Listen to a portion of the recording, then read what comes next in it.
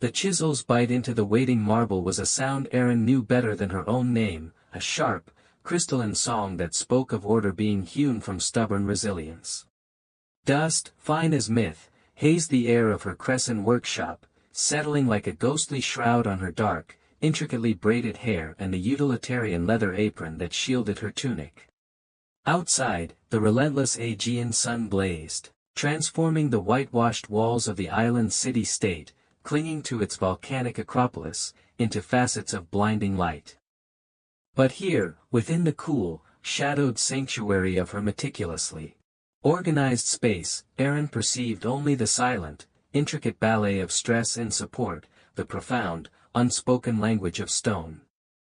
Her world was one of angles, load-bearing capacities, and the elegant, unyielding truths of physics. Currently, her entire being was consumed by the new northern aqueduct channel. It was more than a conduit for precious water. It was conceived as an embodiment of Kressa's defiant, enduring spirit, a rebuke to the uncertainties that gnawed at the edges of their isolated world. Every precisely calculated curve, every seamlessly fitted join, was a testament against the encroaching chaos. She ran a calloused fingertip, a cartographer of minute imperfections, along a freshly dressed block of the island's signature marble. Her brow, often a landscape of intense concentration, furrowed deeper. The faint, silvery scar that traced a delicate line across her left temple, a spectral reminder of a childhood terror she seldom allowed to surface into conscious thought, pulsed with a dull, familiar ache. It was a barometer of her focus, or perhaps, a premonition. A hair's breadth more from the southern facet, Micas, she instructed, her voice low and even, her gaze still fixed on the complex schematics etched onto a series of wax tablets spread across a scarred wooden trestle. The distribution of the load must be absolute. Perfection is not a goal. It is the baseline. Micas, a master stonemason whose loyalty to Erin was as unyielding and solid as the Parian marble he so expertly worked, nodded his massive head, his own hands, gnarled and powerful, pausing in their labor. As Erin decrees, so the stone obeys.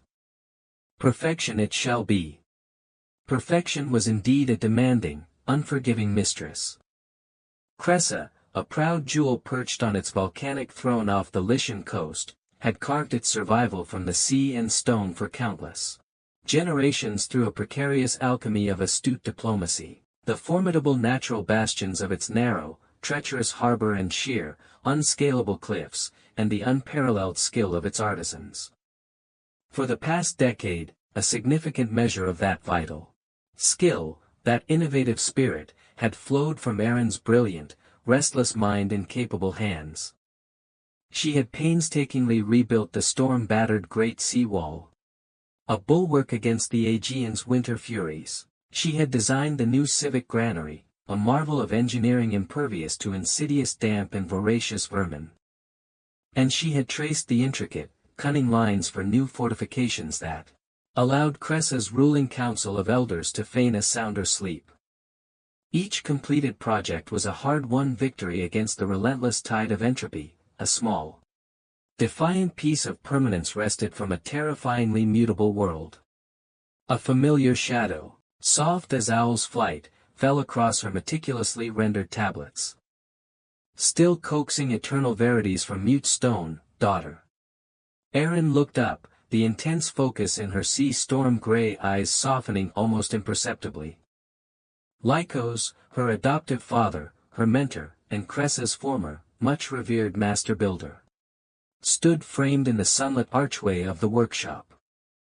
His kind eyes, the color of ancient, faded olives, crinkled at the corners with a gentle wisdom. His once robust frame was now stooped with the great weight of his years, his hands gnarled like ancient olive roots. But his intellect remained as keen and precise as any of Erin's finest calipers.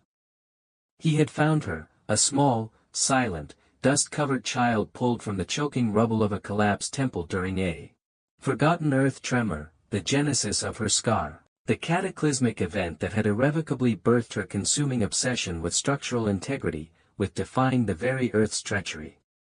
Current part characters, 3990. Total characters, 3990. The stones will always share their secrets, Lycos, if one possesses the patience and the skill to listen, she replied, a rare, fleeting smile touching the corners of her lips. A subtle shift in the usually severe landscape of her face. She gestured with a dust-stained hand towards the intricate network of lines on the tablets. The new channel will be a marvel of stability. It will serve Kressa for 100 generations. A testament to our enduring will. Lycos's gentle smile faded, replaced by an expression of profound weariness. He carried a rolled scroll of treated papyrus, its edges frayed from much handling. Endurance is a noble quality, Aaron. But the world tests it relentlessly. He unrolled the scroll with a soft crackle. Word has come with the morning tide, brought by a swift pentaconter from Halicarnassus. The Carian hegemony. It continues its inexorable creep southward. Another free coastal town, Telmessos, has fallen to this General Zorith and his legions. His voice was heavy. Like the granite blocks they sometimes struggled to move.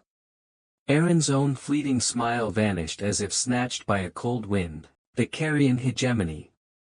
The name had become a dark, insidious murmur in the wine shops and marketplaces of Kressa over the past year, a gathering storm far out on the political horizon. Now grown perilously close. General Zorith. A name whispered with a mixture of terror and grudging awe, a brilliant, ruthless conqueror, forging a new, brutal empire from the crumbling remnants of older, more complacent kingdoms, his methods as savage as his ambition was reputedly limitless. She felt that familiar, icy clench deep in her stomach, the phantom limb of that buried childhood chaos. The dread of foundations giving way. They are still a week's hard sail from our shores, perhaps more if the winds are contrary, she stated, her voice carefully neutral, striving to project a calm she did not entirely feel. As much for her own reassurance as for Lycos's. Kressa is not Telmessos. Our walls are stronger, our position more defensible. Strength, child, often serves only to invite a greater, more determined challenge, Lycos said softly, his gaze drifting from Aaron's resolute face to the robust, intricately joined walls of her workshop, then beyond, towards the formidable silhouette of the city she had done so much to fortify. And some storms, Aaron, some devastating tempests of human ambition, are too vast, too pitiless, for any wall, however cunningly wrought, to hold back indefinitely. The disquiet Lycos's words had sown took root and spread, a subtle poison in the well of Aaron's concentration. Throughout the remainder of that long, sun-drenched day, even the familiar, satisfying thud of Micas's heavy mallet against the recalcitrant marble seemed to echo with a newfound hollowness, a portent she could not quite decipher or dismiss. Later, as she walked the city's outer perimeter with Tesh, captain of Kressa's small but fiercely disciplined city guard, inspecting the sea wall near the harbor's narrow, treacherous mouth, she found her gaze repeatedly drifting eastward, across the wine-dark, deceptively placid expanse of the Aegean. Tesh, his sun-burnished face, weathered as the island's cliffs, etched with the fine lines of a man who lived his life under the open sky and the scrutiny of the elements, noticed her uncharacteristic distraction. He was, in many ways, her complete antithesis, broad-shouldered and overtly physical where she was lean, almost ascetic, and intensely cerebral. Yet, their friendship, an unbreakable bond forged in the shared adventures and minor rebellions of their Crescent childhood, exploring the island's hidden sea caves and mapping its ancient, forgotten cisterns, was an unshakable constant in Aaron's ordered world. Your mind sails far today, Aaron, he observed, his hand, as always, resting near the worn bronze pommel of his short, practical sword. Hunting those carrion vultures on the horizon. Lycos brought ill tidings with the morning light, she admitted, her voice low. They advance with sickening speed. Is the easternmost signal tower fully manned, Tesh, and are the beacon fires laid and ready for the torch? Current part characters, 3997. Total characters, 7987. Day and night, Aaron, as per your standing orders, Tesh affirmed, his tone reassuring. And your ingenious new mirrored signal platforms give them a clear, unobstructed view to the beacon isle. And thence to the mainland relays. If so much as a carrion rowboat shows its snout, we will know within the hour. He clapped a broad, calloused hand on the massive, expertly interlocked polygonal stones of the sea-wall. A section Aaron had painstakingly redesigned and rebuilt after the last great winter storm had breached the old defenses. This magnificent bulwark will hold against whatever 1,000 Zoriths can throw at it, Aaron. You, yourself, have made sure of its indomitable strength. His faith in her abilities was absolute, a warm, uncomplicated certainty that she sometimes envied. If only she could share that unwavering confidence so readily. Her mind, rigorously trained over long years to perceive latent stress points, hidden flaws, and potential catastrophic failures in any structure, saw not just Kressa's formidable strengths but also its inherent, perhaps fatal, vulnerabilities.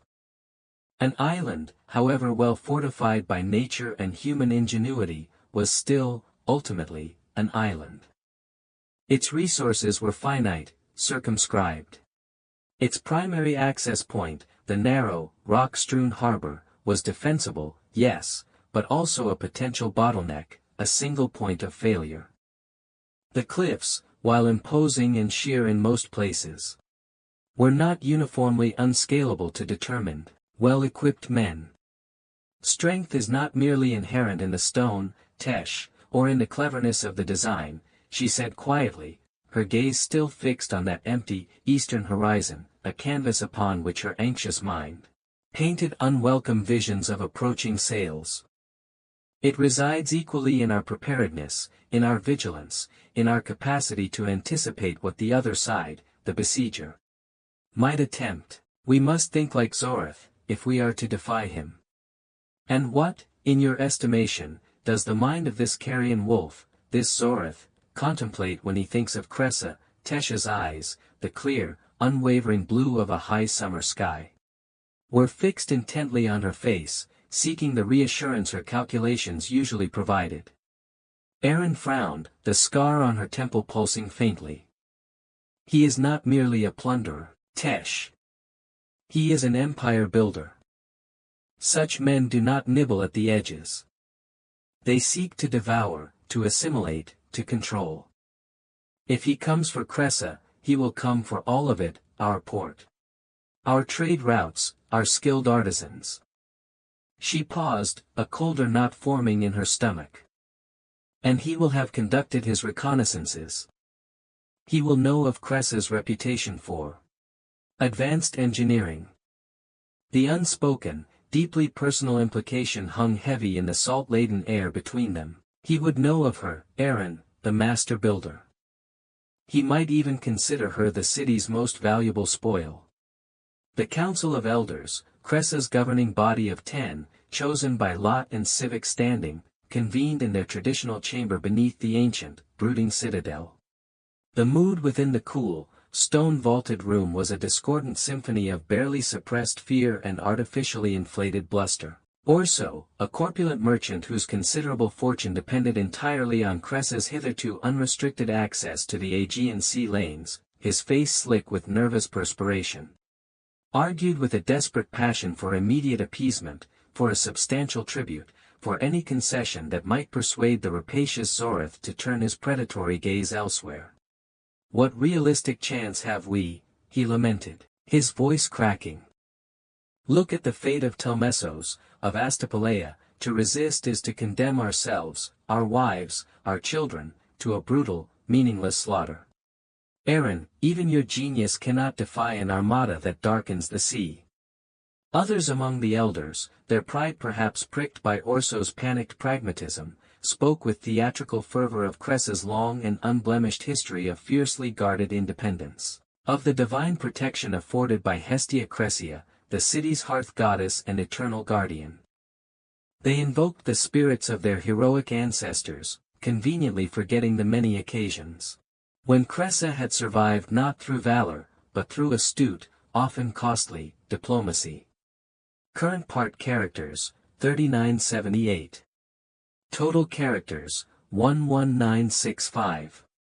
Erin, summoned to this crucible of civic anxiety, listened in disciplined silence, her hands clasped loosely behind her back, her expression unreadable.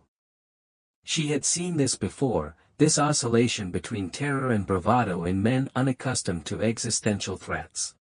When the cacophony of conflicting opinions finally subsided, and 10 pairs of eyes, reflecting a mixture of desperate hope and profound apprehension, turned towards her. Their questions were a jumbled torrent.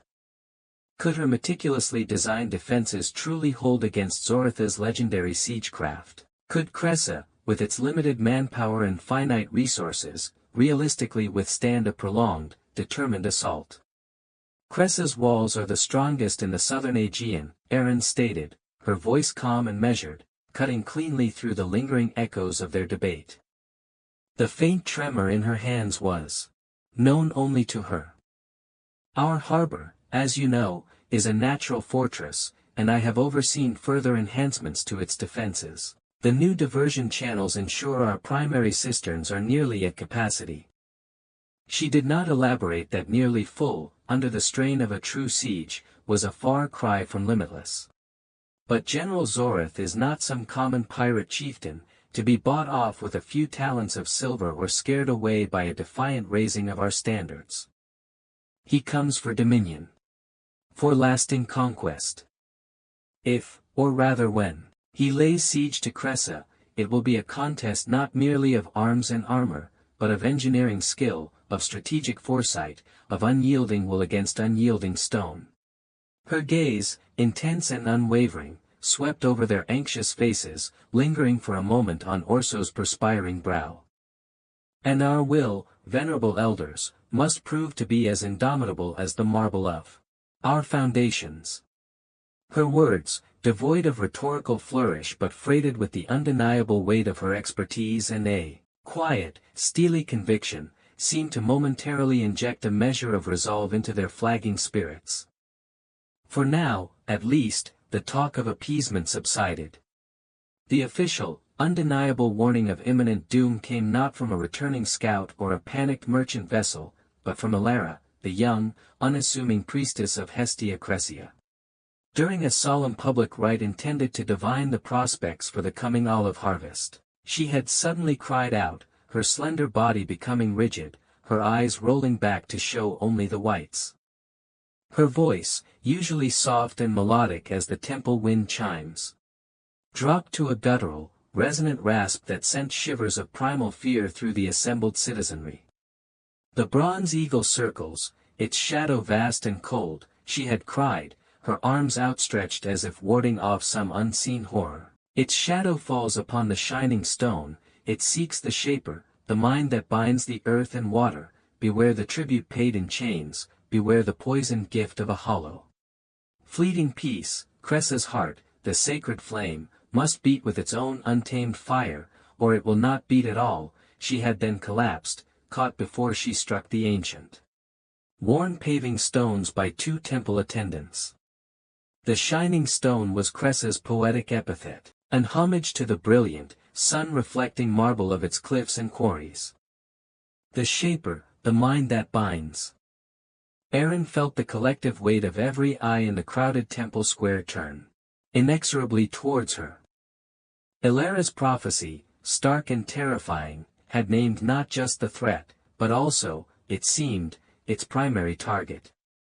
2 dawns later, as if personally summoned by Elara's terrifying, divinely inspired vision, the Carrion fleet materialized on the eastern horizon. It was not a mere scouting party, nor a vanguard. It was an armada. Dozens upon dozens of sleek, black-hulled warships. Their decks crammed with the menacing silhouettes of armed soldiers, their bronze-sheathed rams glinting like the predatory snouts of monstrous, mythical sea beasts, formed an unbroken, menacing crescent around Kressa's bay.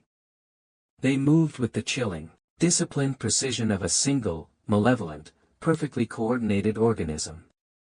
The siege of Kressa, long feared, long debated, had unequivocally begun. Current part characters, 3968. Total characters, 15933. A lone carrion warship, its black sail emblazoned with the fiercely snarling wolf's head that was Zoratha's personal, feared sigil, detached itself with ominous grace from the encircling fleet. It rowed with disciplined oar-strokes towards the narrow, heavily fortified entrance to Kressa's harbor, a parley flag, a stark white banner, fluttering limply in the suddenly still morning air, a mocking imitation of peace. Aaron stood on the broad battlements of the sea gate, the city's primary maritime defense, Tesh at her right, his hand resting with grim familiarity on the hilt of his short, leaf-bladed sword. Behind them, the council of elders huddled, a pale and trembling cluster, their earlier, chamber-born bravado having visibly evaporated in the face of this overwhelming, tangible display of carrion might. A figure in highly polished, intricately articulated bronze armor stood at the warship's prow, clearly a carrion officer of high rank. His voice, amplified by a burnished bronze speaking trumpet, boomed across the water, the sound echoing unnaturally off the sheer cliffs that cradled Kressa's harbor. People of Kressa, I bring irrevocable terms from the mighty Zorath, lord of the carrion hegemony, conqueror of the 12 cities, master of the azure seas, the voice declared, each title delivered with a practiced, chilling arrogance. Your fleeting defiance has been noted by the general. And it has been marginally amusing. However, the season for such childish games is now definitively over. Aaron felt the fine hairs on her arms rise. Tesh shifted his weight, his knuckles white where he gripped his sword. Lord Zorath, in his vast, if sometimes impatient, benevolence, offers you this one, final choice, the officer continued, his tone laced with a barely concealed contempt. Unconditional surrender. Open your gates forthwith. Lay down all arms and implements of war. Your lives, for the most part, will be spared, though your city, its walls, its harbor, and all its worldly treasures, naturally become the exclusive property of the carrion hegemony. Your notable citizens, those who survive the initial transition, will be re-educated in the more enlightened carrion ways. The officer's gaze, hard and impersonal as polished obsidian, seemed to flicker for a nanosecond towards Aaron. A tiny, almost imperceptible acknowledgement that sent a shiver down her spine. And your chief engineer, the woman Aaron, whose clever little walls and defensive contrivances have caused us some minor, temporary inconvenience, will be brought immediately before General Zorath. He has particular plans for the productive application of her unique talents. A dry, cruel chuckle, amplified by the trumpet, underscored the ominous words. You have until the next full rising of the sun. After that time, the stones of Kressa will weep carrion fire, and its harbor will run red with Cressan blood. The choice, as they say, is yours to make. Choose wisely. Or choose not at all, and suffer the inevitable consequences. The carrion warship, its message delivered, turned with contemptuous slowness, its oars rising and falling with disciplined precision, and rejoined the silent, menacing fleet that ringed the horizon, like a tightening iron collar. Or so the merchant was already, babbling, his jowls quivering, his eyes wide with terror. We must accept, it is our only conceivable chance of survival, Aaron, for the sake of Hestia Cressia, you must go to him. One life, however precious, to save thousands, it is the only logical course. Aaron ignored Orso's panicked pleas, her gaze fixed on the distant, formidable carrion ships. Particular plans for my talents, she murmured, the words leaving a bitter taste in her mouth. She envisioned herself in Zoratha's war camp, forced to design siege engines more terrible than his own, to trace the lines for fortresses intended to subjugate other free cities. Other Kressas. A cold, unfamiliar fury, potent and pure, began to uncoil within the deepest recesses of her pragmatic soul. "They will discover, Tesh," she said, her voice low but resonant with a new, hard-edged resolve, "that Crescent stone is not so easily digested, nor its shapers so easily chained."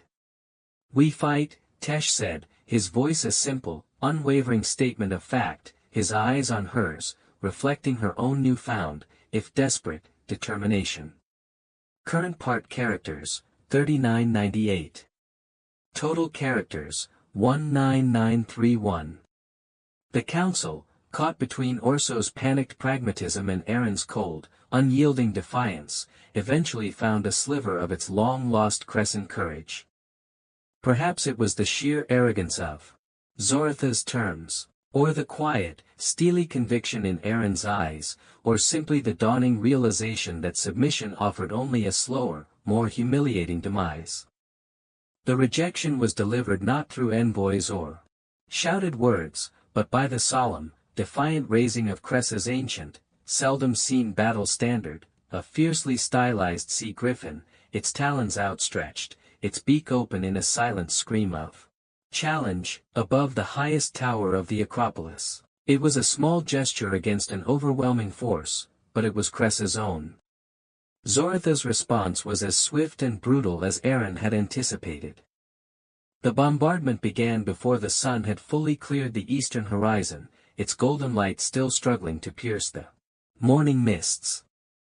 But the attack came not from the encircling fleet, which maintained its implacable blockade, but from the mainland strip directly opposite Kressa, a northern, more gently sloping flank, a known vulnerability, a strategic weakness Aaron had always recognized and had striven, with limited resources, to mitigate. During the darkest hours of the night, under the silent cover of a new moon, Carian engineers, with terrifying speed and efficiency, had landed specialized troops and prefabricated materials. By dawn, they had assembled a formidable battery of heavy catapults and trebuchets, their skeletal wooden arms already swinging, their crews working with a practiced, lethal synchronicity. The first volley of massive, roughly hewn boulders, some the size of wine barrels, shrieked through the air with a terrifying, banshee wail before smashing into Kressa's northern wall. Dust, pulverized stone, and splintered timber erupted into the air. The impacts were bone-jarring, visceral, shaking the very foundations of the ancient city. Aaron, already on the threatened ramparts alongside Tesh and his most seasoned commanders, felt the familiar, insistent throb in her temple intensify to a burning pain. This was no mere probing attack. This was a full-scale assault, designed to breach and overwhelm. "Counter batteries, engage," Tesh roared, his voice, though powerful, barely audible above the deafening cacophony of war.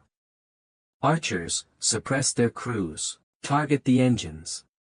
Kressa's own, smaller stone throwers, painstakingly designed by Aaron for just such a dire contingency, strategically emplaced in reinforced stone casemates, began their desperate reply.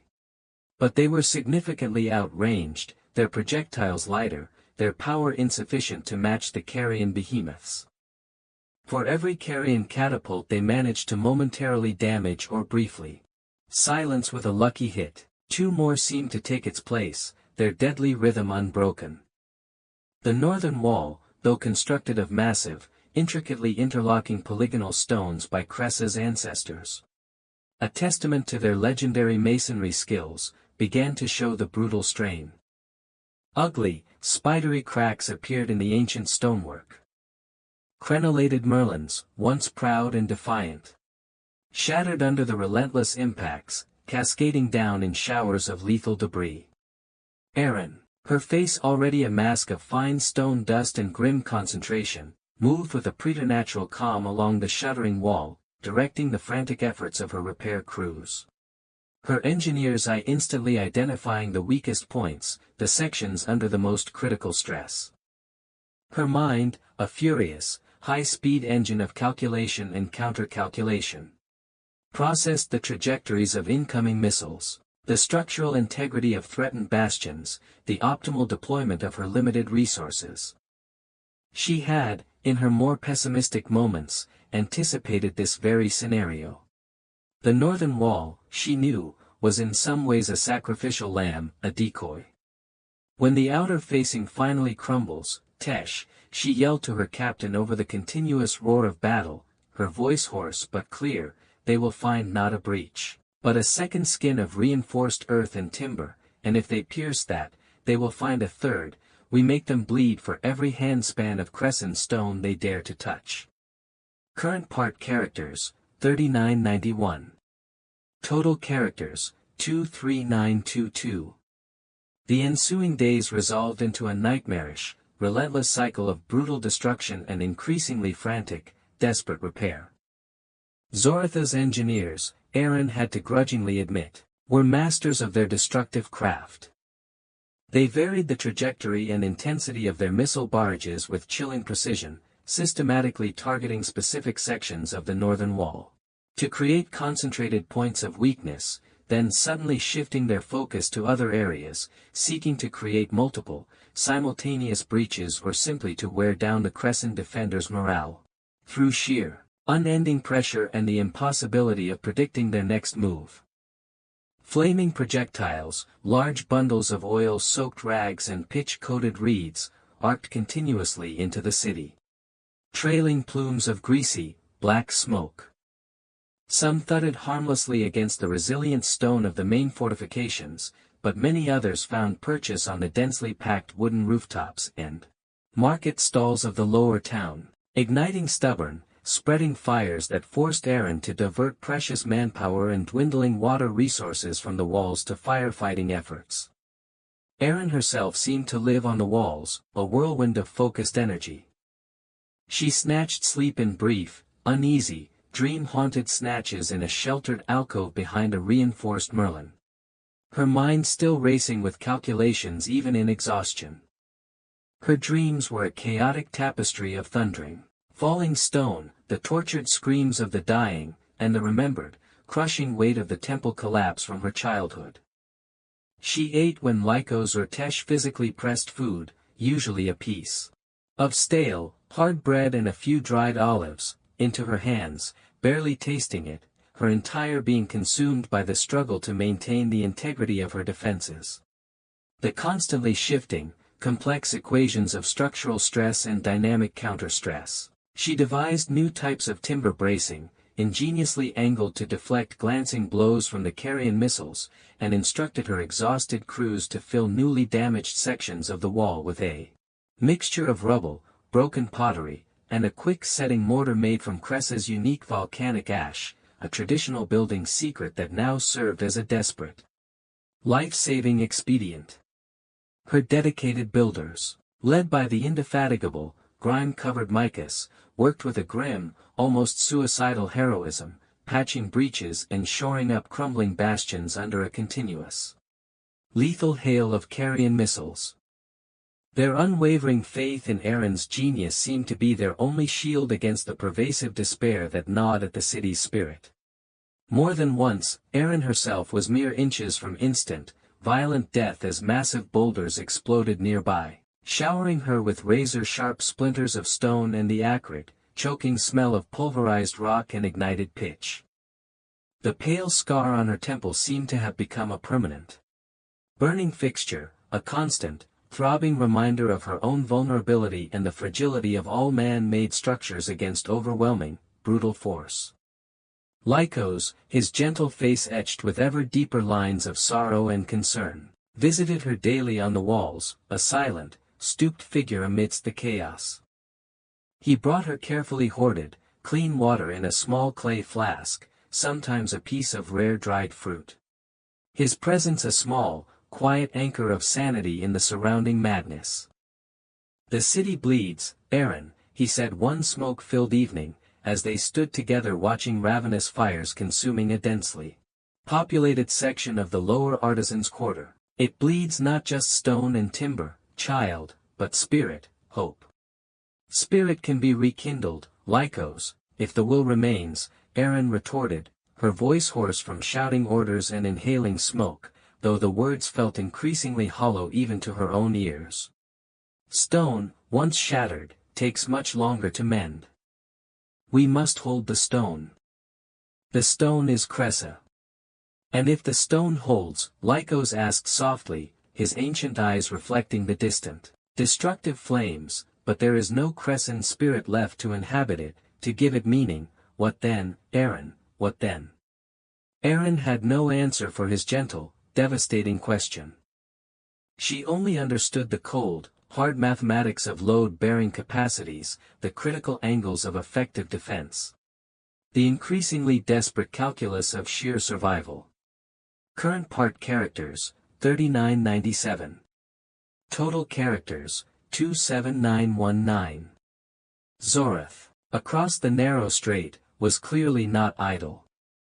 While his catapults maintained their relentless, grinding bombardment of the northern defenses, his fleet enforced the blockade with suffocating efficiency. But worse, far worse from Aaron's perspective, was the sight of new, truly monstrous constructions taking shape on the mainland shore, 3 colossal siege towers. Their massive timber frames rising higher with each passing day, easily visible even from Kressa's Acropolis. They were skeletal horrors against the azure sky, growing like some obscene, unnatural forest. Bronze wings, Aaron thought with a profound, visceral chill, the words of Alara's prophecy echoing with terrifying clarity in her mind. These were the machines designed to overtop Kressa's proud walls, to pour hordes of Carian warriors directly onto the ramparts, bypassing her carefully layered outer defenses. Tesh, his face grimy, his eyes red-rimmed and shadowed with bone-deep exhaustion, brought her detailed reports from the forward observation posts. They are sheathing the towers in freshly flayed, wet ox hides, Aaron, layer upon layer. Our fire arrows will be all but useless against them. And they are constructing heavily protected, covered ramps, like giant armored serpents, to smooth their approach to the very foot of our walls. Aaron studied the distant, slowly growing structures through her polished bronze sighting tube, a gift from Lycos from her apprentice days. Her mind, a whirlwind of defensive calculations, raced.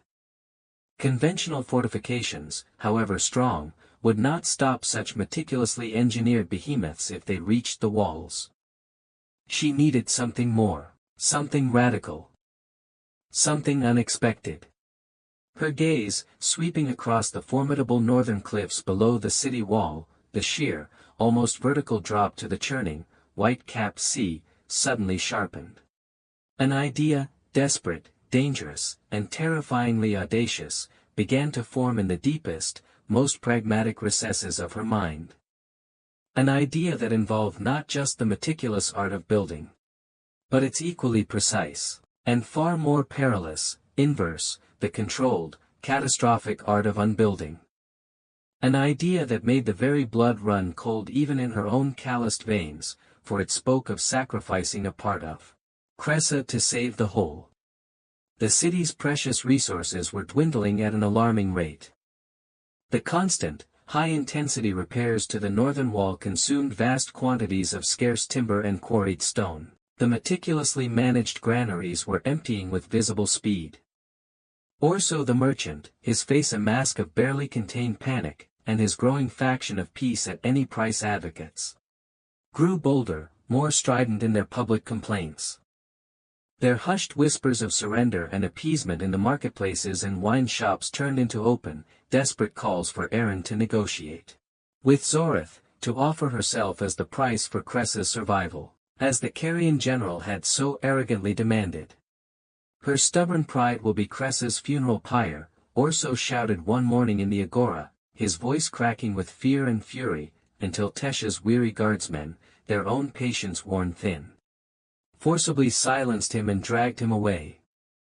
But the poisonous sentiment, Aaron knew, was spreading. Fear was a contagion more insidious and potent than any plague Zorath could unleash. Alara, the young priestess, her eyes now permanently shadowed with sleeplessness and the terrible weight of her unheeded visions, sought Aaron out in her makeshift command post on the Acropolis. She clutched a small, simply carved stone idol of Hestia Cressa, its features worn smooth by generations of anxious hands. "The earth groans beneath us, shaper of stone," she whispered, her voice trembling. "It feels the immense weight of our city's collective sorrow. It feels the insatiable hunger of the bronze eagle. It offers a hidden path, Aaron. A terrible, perilous path.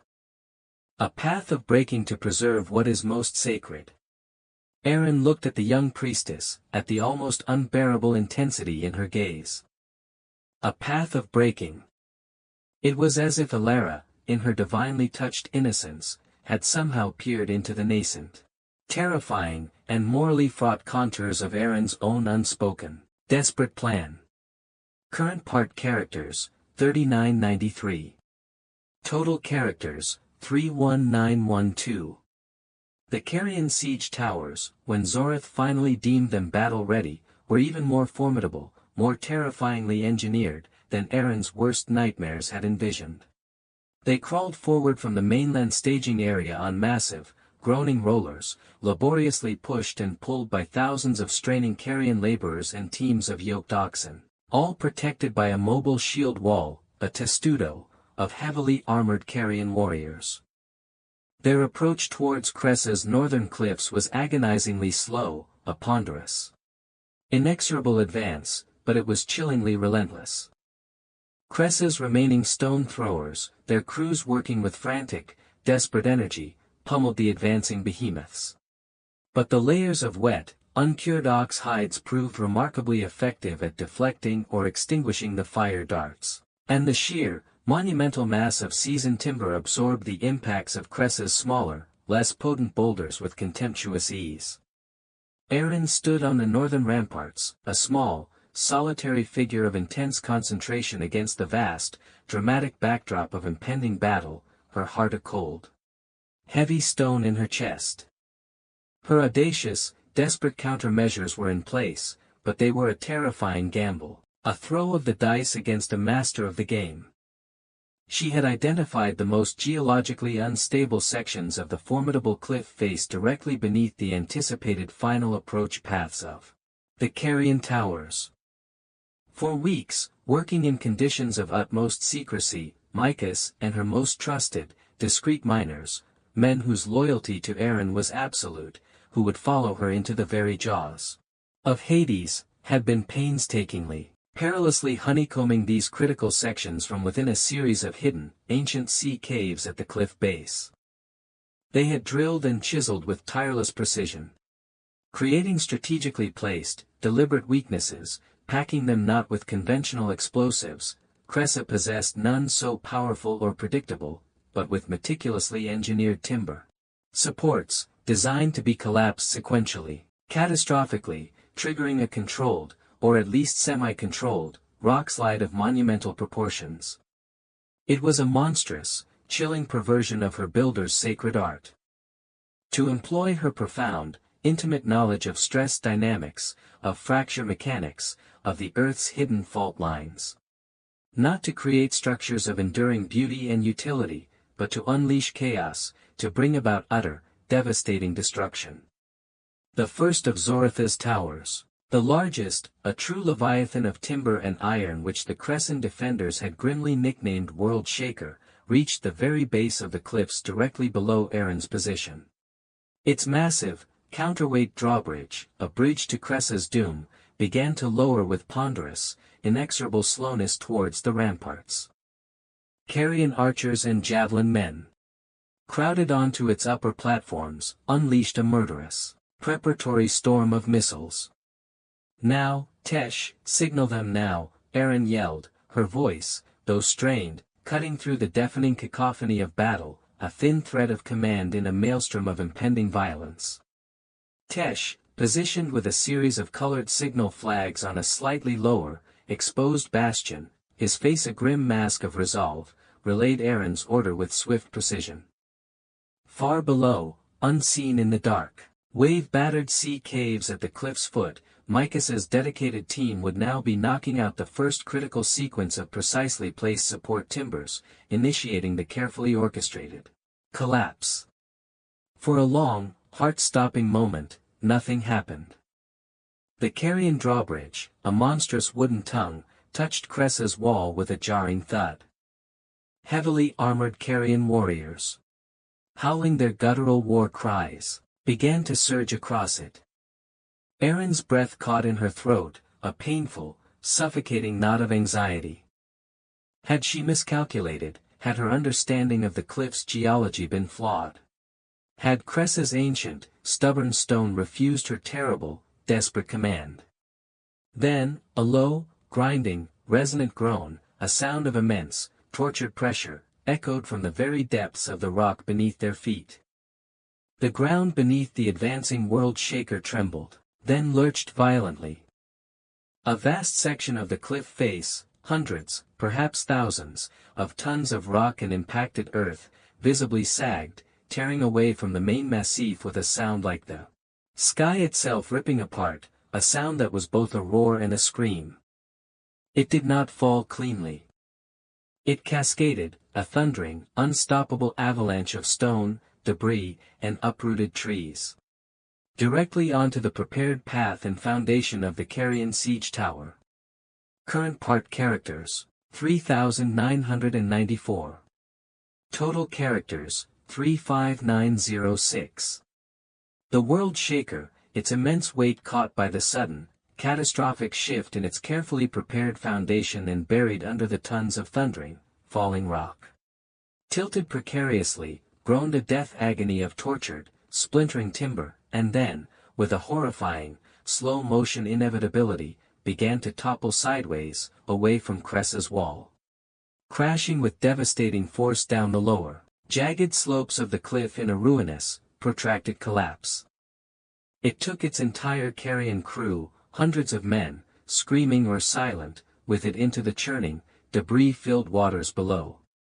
A stunned, almost preternatural silence fell over the battlefield, a silence broken only by the distant, muffled screams of the carrions crushed within the tower or drowned in the unforgiving sea, and the incredulous, almost fearful gasps of Kressa's defenders on the walls above.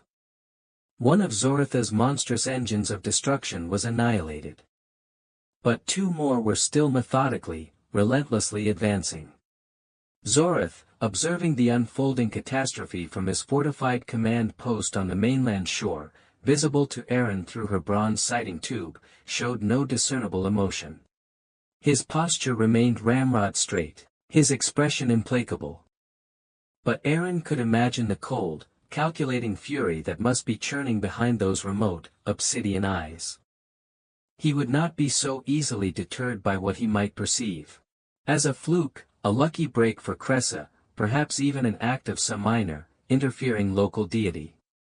He was a man who believed in overwhelming force, in grinding down opposition through sheer, relentless pressure. He gestured curtly, and the two remaining siege towers, their crews now visibly more wary, their advance more cautious, adjusted their approach, seeking what they hoped would be more stable, less treacherous ground along the cliff base.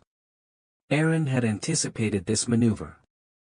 Her desperate plan had always accounted for multiple points of potential attack, multiple zones of controlled instability. She had prepared two other, smaller, but hopefully no less effective, potential slide zones along the cliff's most vulnerable stretches. The deadly, high-stakes game of geological chess, a game played with human lives and the very fabric of the island, continued. The second carrion tower, slightly smaller than the world shaker but no less menacing, was crippled, though not entirely destroyed, when a smaller, but still significant, secondary rockslide, triggered by Eren's distant signal, took out its forward access ramp and catastrophically destabilized its already precarious path. It ground to a shuddering, lurching halt, listing dangerously, its siege ladders and drawbridge now uselessly angled away from the crescent walls. The third tower, however, its crew and engineers having learned hard lessons from the fates of its two brethren, navigated the treacherous approaches with painstaking caution and found a surer, more stable path. It reached the Crescent wall, its heavy drawbridge slamming down onto the battlements with a grim, terrifying finality. This time, there would be no geological intervention, no convenient act of the earth to save them. Carrion warriors, their faces contorted with rage and a thirst for vengeance, poured onto the ramparts like a tidal wave of bronze and iron. Here, there was no trick of engineering, no cunning stratagem of stone and earth, that could save Kressa. Here, it was Crescent courage against Carrion numbers, Crescent desperation against Carrion discipline, Crescent bronze short swords and fire-hardened spears against the superior weaponry and relentless ferocity of Zoratha's hardened legionaries. Tesh, his face a mask of bloody determination, his voice a hoarse roar, was at the forefront of the desperate defense, his worn sword a flashing blur of light, rallying his outnumbered, exhausted men. Aaron, her engineer's mind momentarily overwhelmed. Rendered almost useless in this primal, brutal clash of flesh and steel, found herself, to her own surprise, grabbing a discarded, heavy Crescent spear. Her movements were clumsy. Untrained, but driven by a fierce, protective, almost maternal instinct for the men and women fighting and dying to defend her city, to defend the structures she had poured her life into. The fighting on that section of the wall was a chaotic, visceral hell of desperate screams, the harsh, discordant clang of metal on metal, the sickening thud of blows landing on flesh and bone. And the treacherous slickness of freshly spilled blood underfoot. Crescents fell, their lives extinguished in moments of brutal, agonizing violence. But Carrions fell too, testament to the defenders' fierce, last-ditch courage. For a precious, desperate hour, the thin, wavering line of Crescent defenders held. But they were being pushed back, inexorably, inch by bloody, hard-fought inch. The Carrions were simply too many. Too fresh, their assaults too well coordinated. Current part characters, 3,997. Total characters, 39903. Suddenly, amidst the deafening clamor and desperate fighting, a section of the ancient Crescent wall itself, not far from where the third Carrion siege tower's drawbridge still rested, groaned with a deep, ominous, structural resonance. Aaron, her senses preternaturally, almost painfully attuned to the subtle, secret language of stressed and failing stone, felt it through the soles of her sandals before she consciously saw it, a sickening, vibratory shudder that ran through the massive blocks. A deep, jagged, terrifying crack, like a bolt of black, subterranean lightning, spiderwebbed with horrifying speed across the weathered, battle-scarred face of the ancient masonry.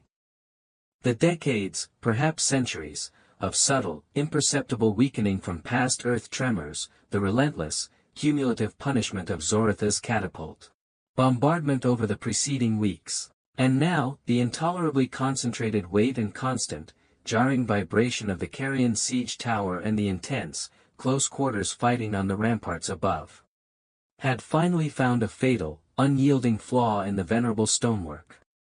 Back, Aaron screamed, her voice raw, cracking with the sudden, horrifying realization of impending catastrophe.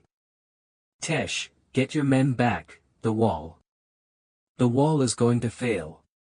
Her desperate warning, though piercing, came an instant, a heartbeat, too late for some.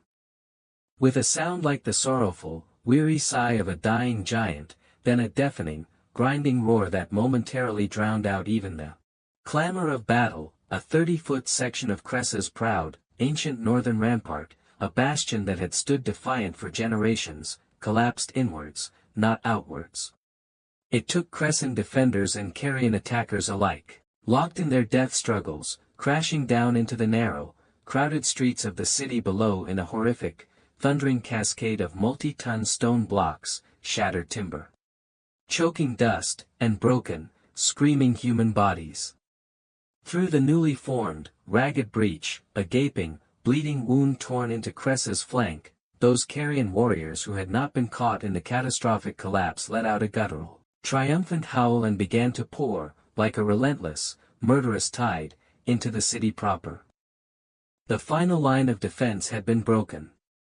Tesh, his face ashen with shock and fury, his armor rent and bloodied, somehow managed to organize a desperate, fighting retreat from the lip of the breach, attempting to form a new makeshift defensive line in the narrow, winding streets and alleyways beyond.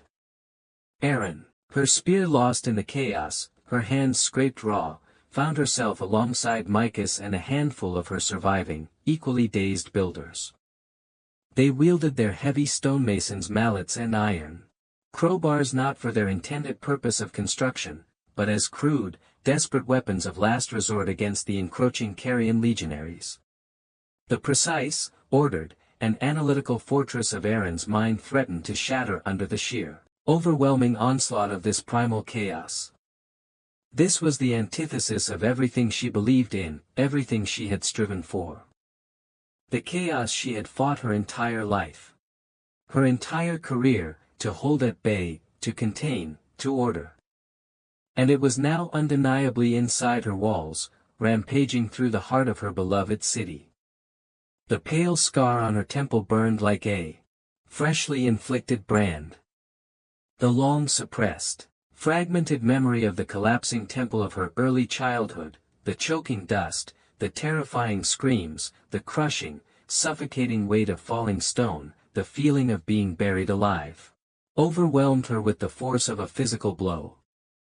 For a long, paralyzing moment, she froze, insensate, the cacophony of battle fading into a distant, roaring, meaningless hum. Erin, Micus's voice, rough, urgent, and blessedly familiar, cut through the suffocating fog of her terror. He roughly shoved a heavy iron pry bar into her numb hands. They are making for the main cistern access. The lower city will be without water, we have to hold them here, at the Narrows. The cisterns. Kressa's precious, carefully managed lifeblood. If Zoratha's forces captured them, or worse, fouled them, the city, even if it somehow repelled this assault, was truly, irrevocably finished.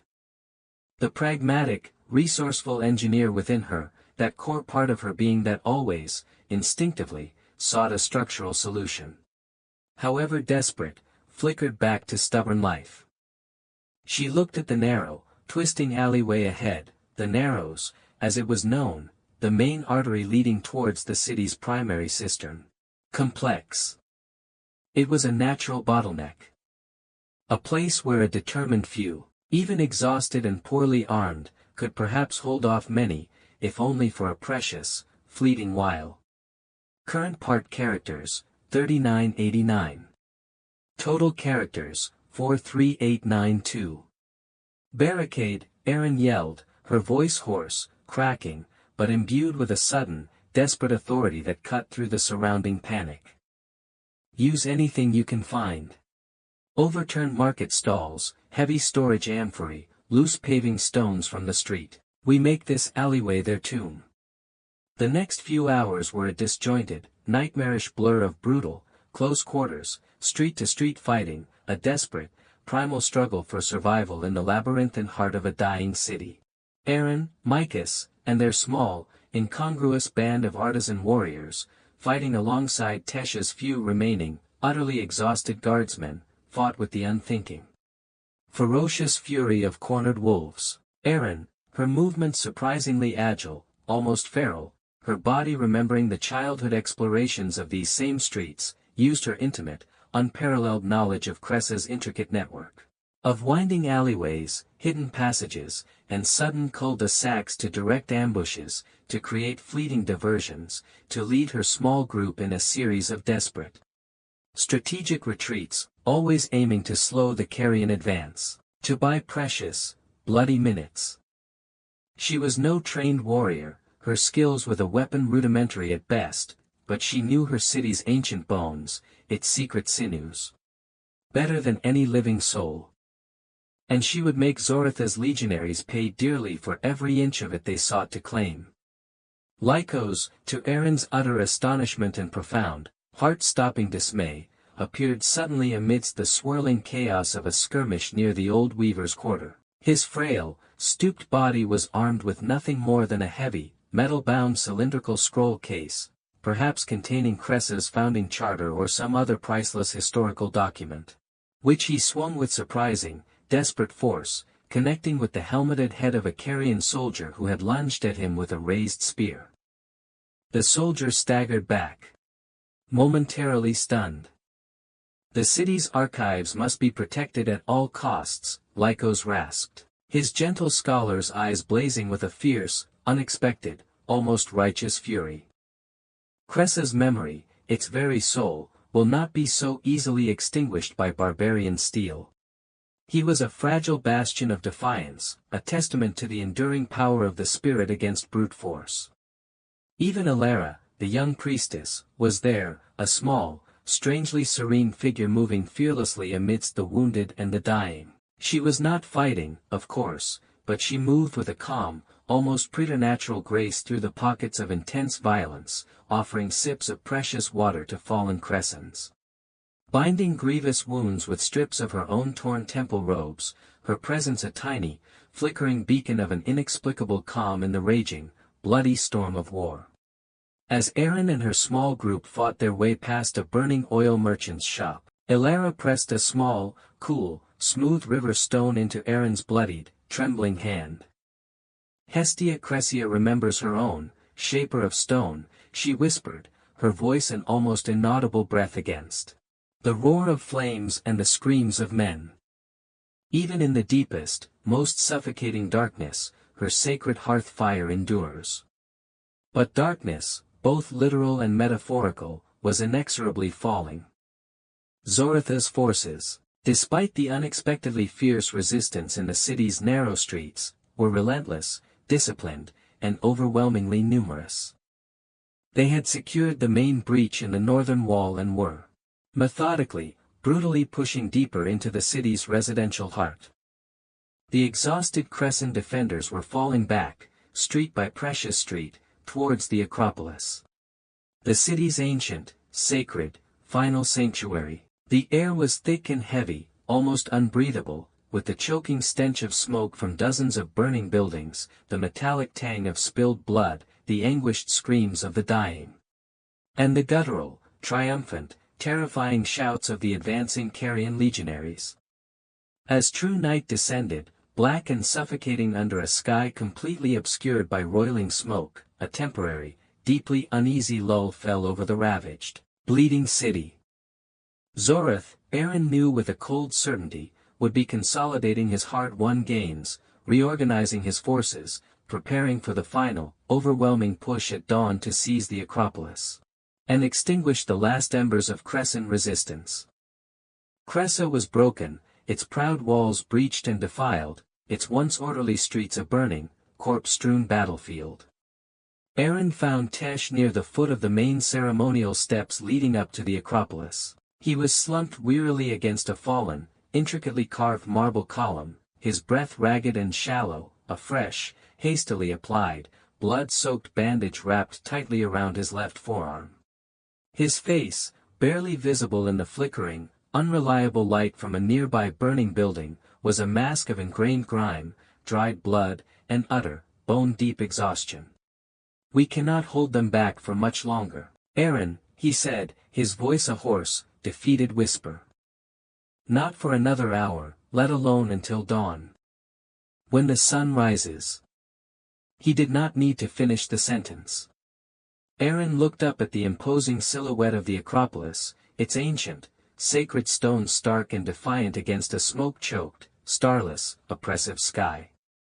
Hestia Cressia's primary shrine still stood there, on its highest peak, its sacred hearth fire. She prayed with a sudden, desperate fervor, still miraculously burning, a tiny beacon of hope in an ocean of despair.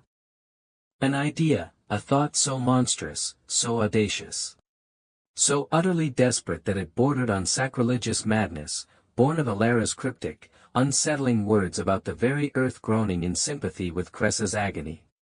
Of her own terrible, intimate knowledge of Kressa's unstable subterranean secrets, began to take its final, horrifying, yet perhaps inevitable, shape in the exhausted, ravaged landscape of her mind. A path of breaking to preserve.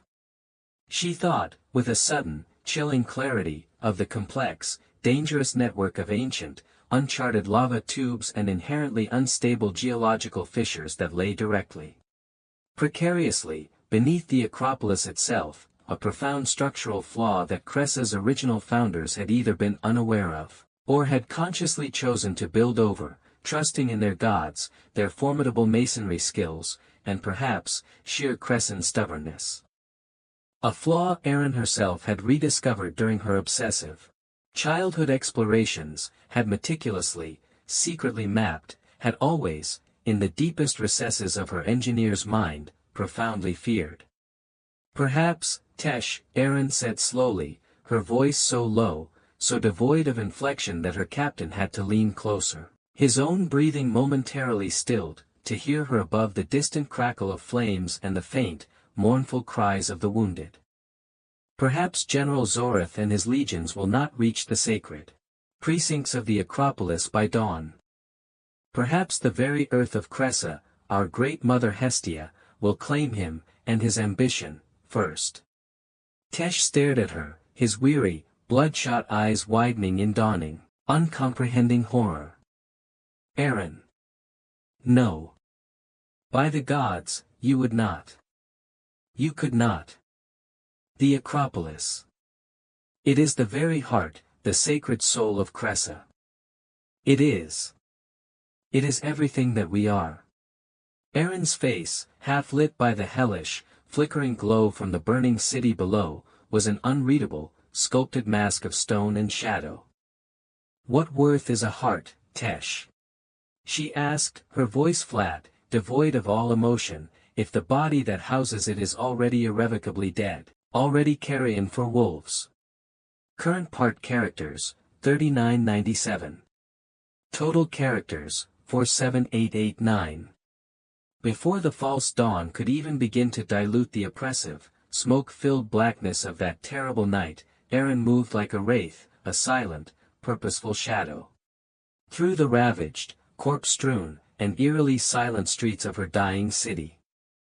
She carried a worn leather satchel, its contents carefully selected, a few specialized stone working tools, a fine, bladed rock chisel, a small, heavy geologist's hammer, a coil of strong, plaited hempen rope, and something more, something far more perilous, several small, robust, tightly sealed clay jars containing the volatile, dangerously unstable, rock-shattering alchemical mixture that Kressa's earliest temple builder priests had used sparingly, and with great, fearful reverence, only for the most sacred, or most desperate, of tasks. Micus, his broad, honest face now a rigid mask of grim, unquestioning loyalty, and two other senior builders who had somehow survived the catastrophic collapse of the northern wall, men who trusted Erin's genius, her judgment, beyond all reason, beyond even their own fear, followed her like devoted, silent acolytes.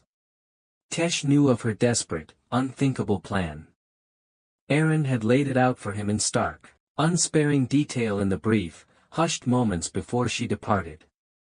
His face, pale and drawn with pain and exhaustion, had been etched with a profound, almost unbearable despair.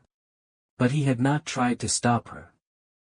He was too weak, his body broken by the day's brutal fighting, and perhaps, in the deepest, most pragmatic recesses of his battle-hardened warrior's soul, he understood the terrible, chilling necessity of what she intended. He had merely gripped her arm, his fingers surprisingly strong, and whispered, "May Hestia Cressia herself guide your hand, Erin. And may she, in her infinite wisdom, forgive us all for what must be done this night." Their clandestine destination was a series of almost forgotten, deliberately obscured access tunnels, known only to a handful of Cressan engineers and the city's most ancient records. These tunnels led deep into the dangerous, unexplored labyrinth of natural volcanic caverns and unstable lava tubes that snaked treacherously beneath the very foundations of Kressa's revered Acropolis. Erin knew these subterranean passages with an unnerving, intimate familiarity. As a curious, traumatized child, driven by a morbid, almost obsessive need to understand the forces that had so nearly claimed her life in the temple. Collapse that had scarred her body and soul. She had secretly, daringly explored them, painstakingly mapping their unpredictable twists and treacherous turns, acutely feeling the unsettling, resonant hollowness that lay beneath the city's supposedly solid, enduring foundations. Now, that forbidden, dangerous knowledge, that childhood obsession, would become Kressa's most terrible, most desperate, and perhaps its final, suicidal weapon. Lycos, a frail, stooped ghost in the darkness, found them as they prepared to descend into the suffocating blackness of the primary access tunnel, its entrance hidden behind a disused, rubble-filled cistern. He carried a single, sputtering, flickering oil lamp, its meager, unreliable light casting long, attenuated, dancing shadows that transformed their grim faces into grotesque, demonic masks. "I knew," he said, his voice thin and reedy, heavy with an old man's infinite, heartbreaking sorrow. "I knew your builder's hands, Aaron, the hands I taught to shape and join with such precision and love, would one day seek to unmake, to shatter, with that same terrible, focused intensity." Aaron could not bring herself to meet his gentle, reproachful eyes. The shame, the guilt, was a physical weight, crushing her. "General Zorith and his legions will storm the Acropolis at dawn." "Lycos," she said, her voice tight, strained. "He will defile the sacred shrine of Hestia Cressia. He will enslave every man, woman, and child left alive in this city. This act of terrible creation. It is the only way left to us to deny him Kressa's sacred soul, its very essence."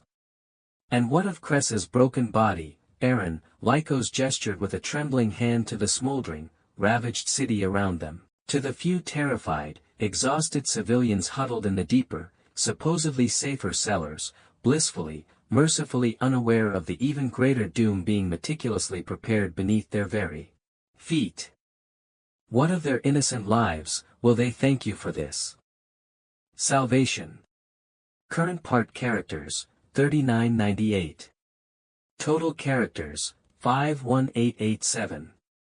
"I have chosen the lines of fracture with the utmost care, Lycos, with all the skill I possess," Aaron said, her voice barely a whisper, yet fiercely defensive.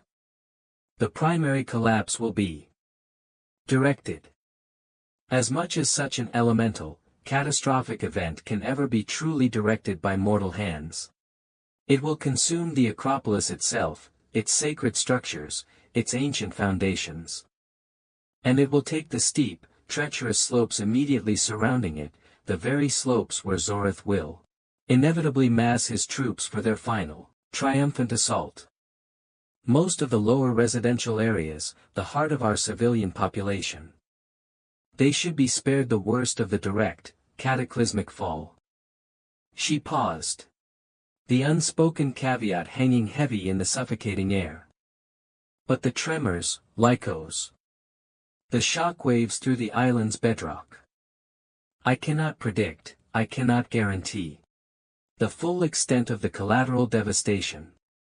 It was a lie, or at least a desperate, self-deceiving hope, and they both knew it.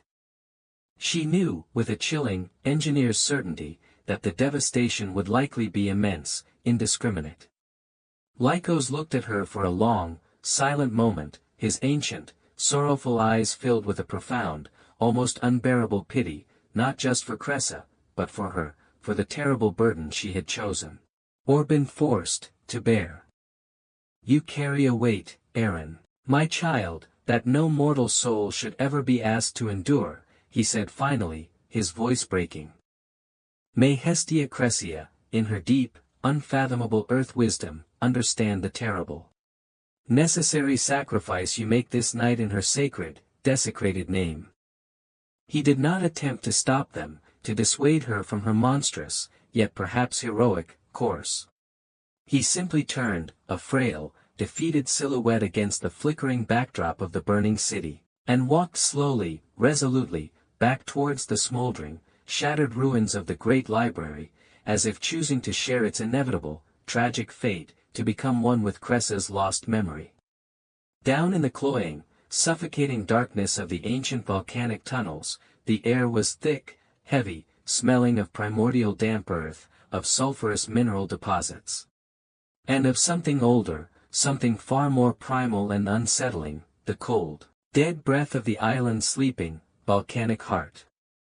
Aaron, Micus, and the two other builders worked with a grim, silent efficiency, their movements economical, precise. Guided by the faint, unreliable glow of carefully shielded oil lamps. They placed the small, potent clay jars of the volatile alchemical mixture at precisely calculated critical points along major subterranean fault lines and within key structural load-bearing caverns directly beneath the massive foundations of the Acropolis.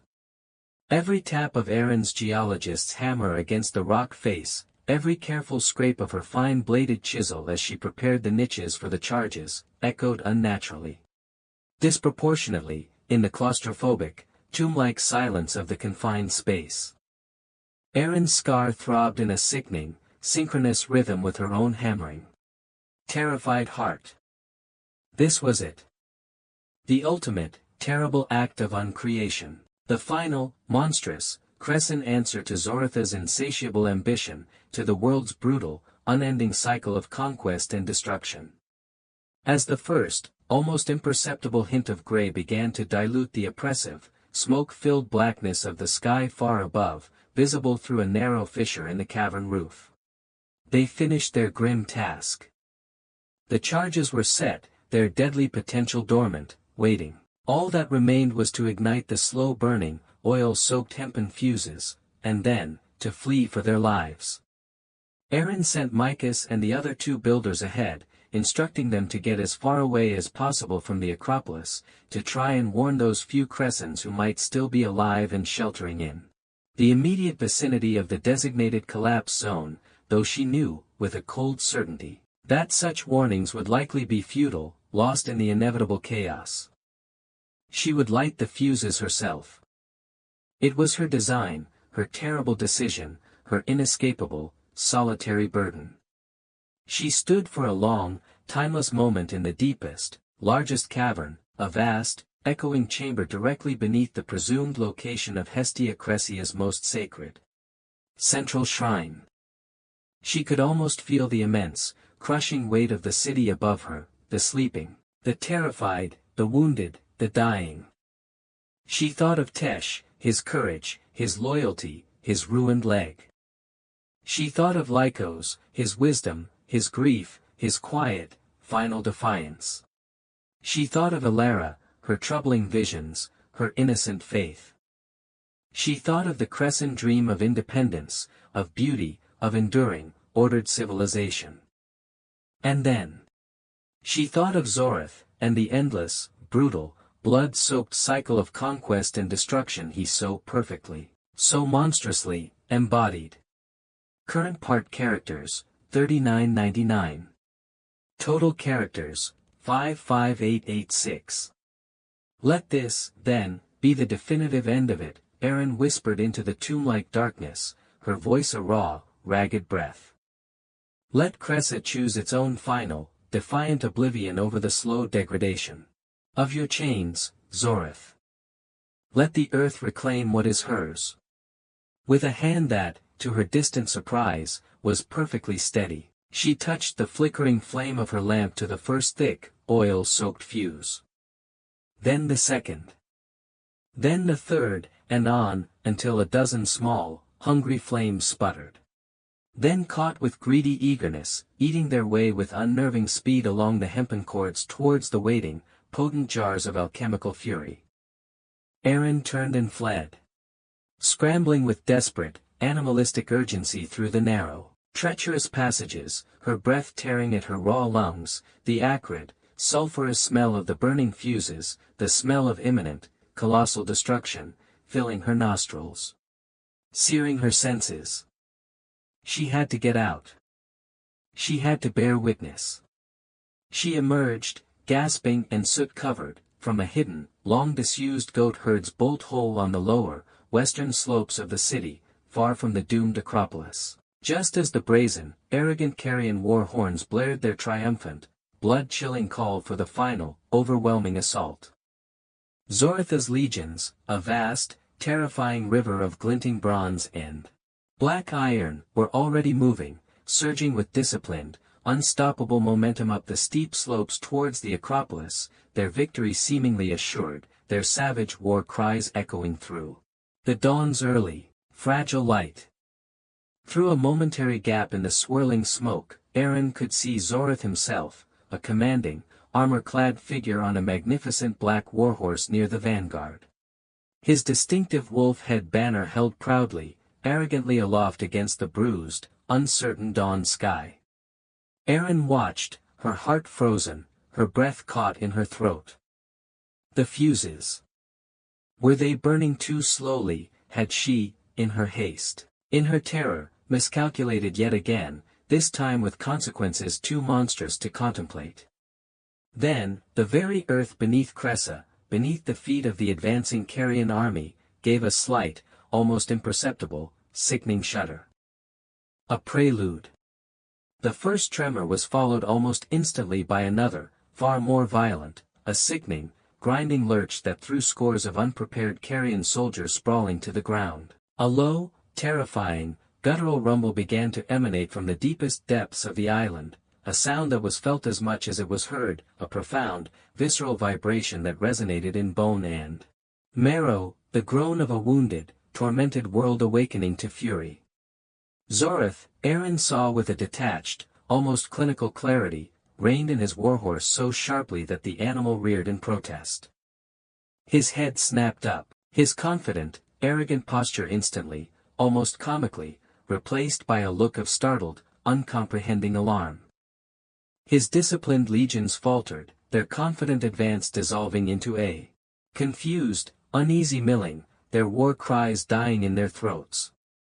Then, with a sound that drowned out all human noise, a sound that spoke of mountains breaking, of foundational rocks shearing, of the very firmament cracking open, the entire, magnificent, ancient Acropolis of Kressa, the sacred citadel that had been the city's crown and its spiritual heart for 1,000 years, began to visibly, sickeningly list. Great, jagged cracks, like bolts of black, subterranean lightning, wider than a man's body, appeared with horrifying speed in its massive stone foundations. Temples, ancient towers, sacred olive groves, and ancestral shrines tilted at grotesque, impossible angles. And then, with a final, prolonged, agonizing roar, as if the island itself were screaming in torment, the whole venerable, majestic structure began to collapse. Not in a chaotic shower of fragmented rubble, but in a horrifying, almost deliberate, terrifyingly complete implosion, as if the ancient, volcanic earth were contemptuously, ravenously devouring its own ill-fated crown. It fell inwards, into the vast, deliberately weakened network of caverns and lava tubes that Aaron had so meticulously, so monstrously, prepared. It took with it the steep, surrounding upper slopes where the bulk of Zoratha's elite vanguard, his most hardened shock troops, were swarming, caught in a trap of unimaginable proportions. Thousands of carrion soldiers, Zorath and his personal command presumably among them, vanished without a trace into a colossal, churning, subterranean vortex of pulverized stone, incandescent earth, and suffocating, superheated dust. The very air above the cataclysm seemed to compress, to implode. Then to explode outwards in a devastating, invisible shockwave that flattened nearby, already ruined buildings and sent a further, deadly rain of heavy debris and burning embers over the shattered remnants of the lower city. A vast, gaping, smoldering crater, wreathed in an impenetrable, roiling cloud of black and ochre dust, was all that remained where Kressa's proud, ancient Acropolis had stood defiant for a millennium. Aaron sank to her knees on the trembling ground, the last vestiges of strength draining from her utterly depleted limbs. The sheer, unholy, almost godlike magnitude of what she had done. Of the elemental, primordial power she had so calculatedly, so clinically, unleashed, was overwhelming, beyond comprehension. She had aimed to create a defensive chasm to halt an invading army. She had, in terrible, irrevocable effect, decapitated her own beloved city, performing an act of monumental, suicidal defiance on a scale that beggared imagination, an act that would surely echo in horrified whispers throughout the Aegean world for generations to come. The colossal dust cloud, thick and choking as a desert sandstorm, rolled inexorably down over the surviving portions of Kressa, blinding, suffocating, burying everything in a premature, hellish twilight. When it finally, agonizingly, began to settle, hours later, revealing the transformed landscape, the scene was one of almost biblical, apocalyptic devastation. The northern quarter, already ravaged by the earlier controlled collapse of the cliff face and now by the Acropolis's terrifying self-immolation, was an unrecognizable hellscape of shattered, smoking ruins and vast, gaping, steaming fissures. Even large parts of the lower city, the areas Aaron had desperately, naively hoped to spare, had suffered catastrophic structural damage from the series of violent, earthquake-like tremors that had shaken the island to its very core. Fires, ignited by overturned braziers and ruptured oil stores, raged unchecked, their hungry flames consuming what little remained. The air was thick, almost unbreathable, with the clinging, acrid stench of pulverized stone, of burning, ancient timber, of volcanic sulfur, and of unimaginable, widespread death. Of Zorith and his elite invading army, those thousands who had been so confidently storming the Acropolis slopes at dawn, there was no recognizable sign. They were simply gone, vanished, entombed forever within the fiery, smoking heart of the island they had sought to conquer. The remaining carrion forces, those unfortunate souls who had been further down the slopes or were still stationed on the mainland, were in utter, panicked disarray, completely demoralized, terrified by an event so sudden, so catastrophic, that it seemed to surpass any conceivable human agency, a clear and terrifying act of some wrathful, primordial, chthonic deity. The siege of Kressa was broken, not by Cressan valor in arms, not by superior strategy or heroic sacrifice in battle, but by an almost unthinkable act of geological, city-wide self-destruction. Kressa was saved from Zorith. But what, in the name of all the gods, merciful or cruel, was truly left of Kressa? Current part characters, 3987. Total characters, 59873. In the dazed, horror-filled days that followed that cataclysmic dawn, Aaron, Tesh now carried on a makeshift litter, his face a pale, disbelieving mask of pain and shock, Elara her prophetic pronouncements now, imbued with a terrible, literal, and devastating weight, and the few other surviving city leaders and elders attempted, with faltering, exhausted efforts, to bring some semblance of order to the overwhelming, unimaginable chaos. Micus and the other two builders who had descended into the tunnels with Aaron had, by some miracle of Hestia Cressia's mercy, survived. They had been in a deeper, more stable section of the tunnel network when the primary collapse occurred and had managed, after hours of desperate, terrifying effort, to claw their way out through a secondary escape route. Emerging deafened, bruised, and profoundly traumatized, but undeniably alive. They looked at Aaron now with a new, almost fearful reverence, a profound awe that bordered on religious terror. She was no longer just Aaron the builder, Aaron the shaper of stone. She was Aaron Chthoniya, Aaron the earth shaker, a woman who had seemingly commanded the very bones, the fiery, volcanic heart, of their island. Lycos. They searched for him for days, sifting through the precarious, smoking ruins at the very edge of the immense crater where the great library, his sanctuary, his life's work, had once stood. Eventually, they found what they sorrowfully believed to be his remains, or rather, the charred, unrecognizable remnants of the small, secluded archive chamber he had refused to leave. Crushed beyond all recognition, buried under tons of rock and fire-hardened earth. Erin stood for a long, silent time before the utter obliteration of her gentle mentor's sacred repository of Cressan history and wisdom, the small, scorched fragment of the ancient star map, his last, poignant gift to her, clutched tightly in her trembling hand. She felt nothing but a vast, cold, echoing emptiness.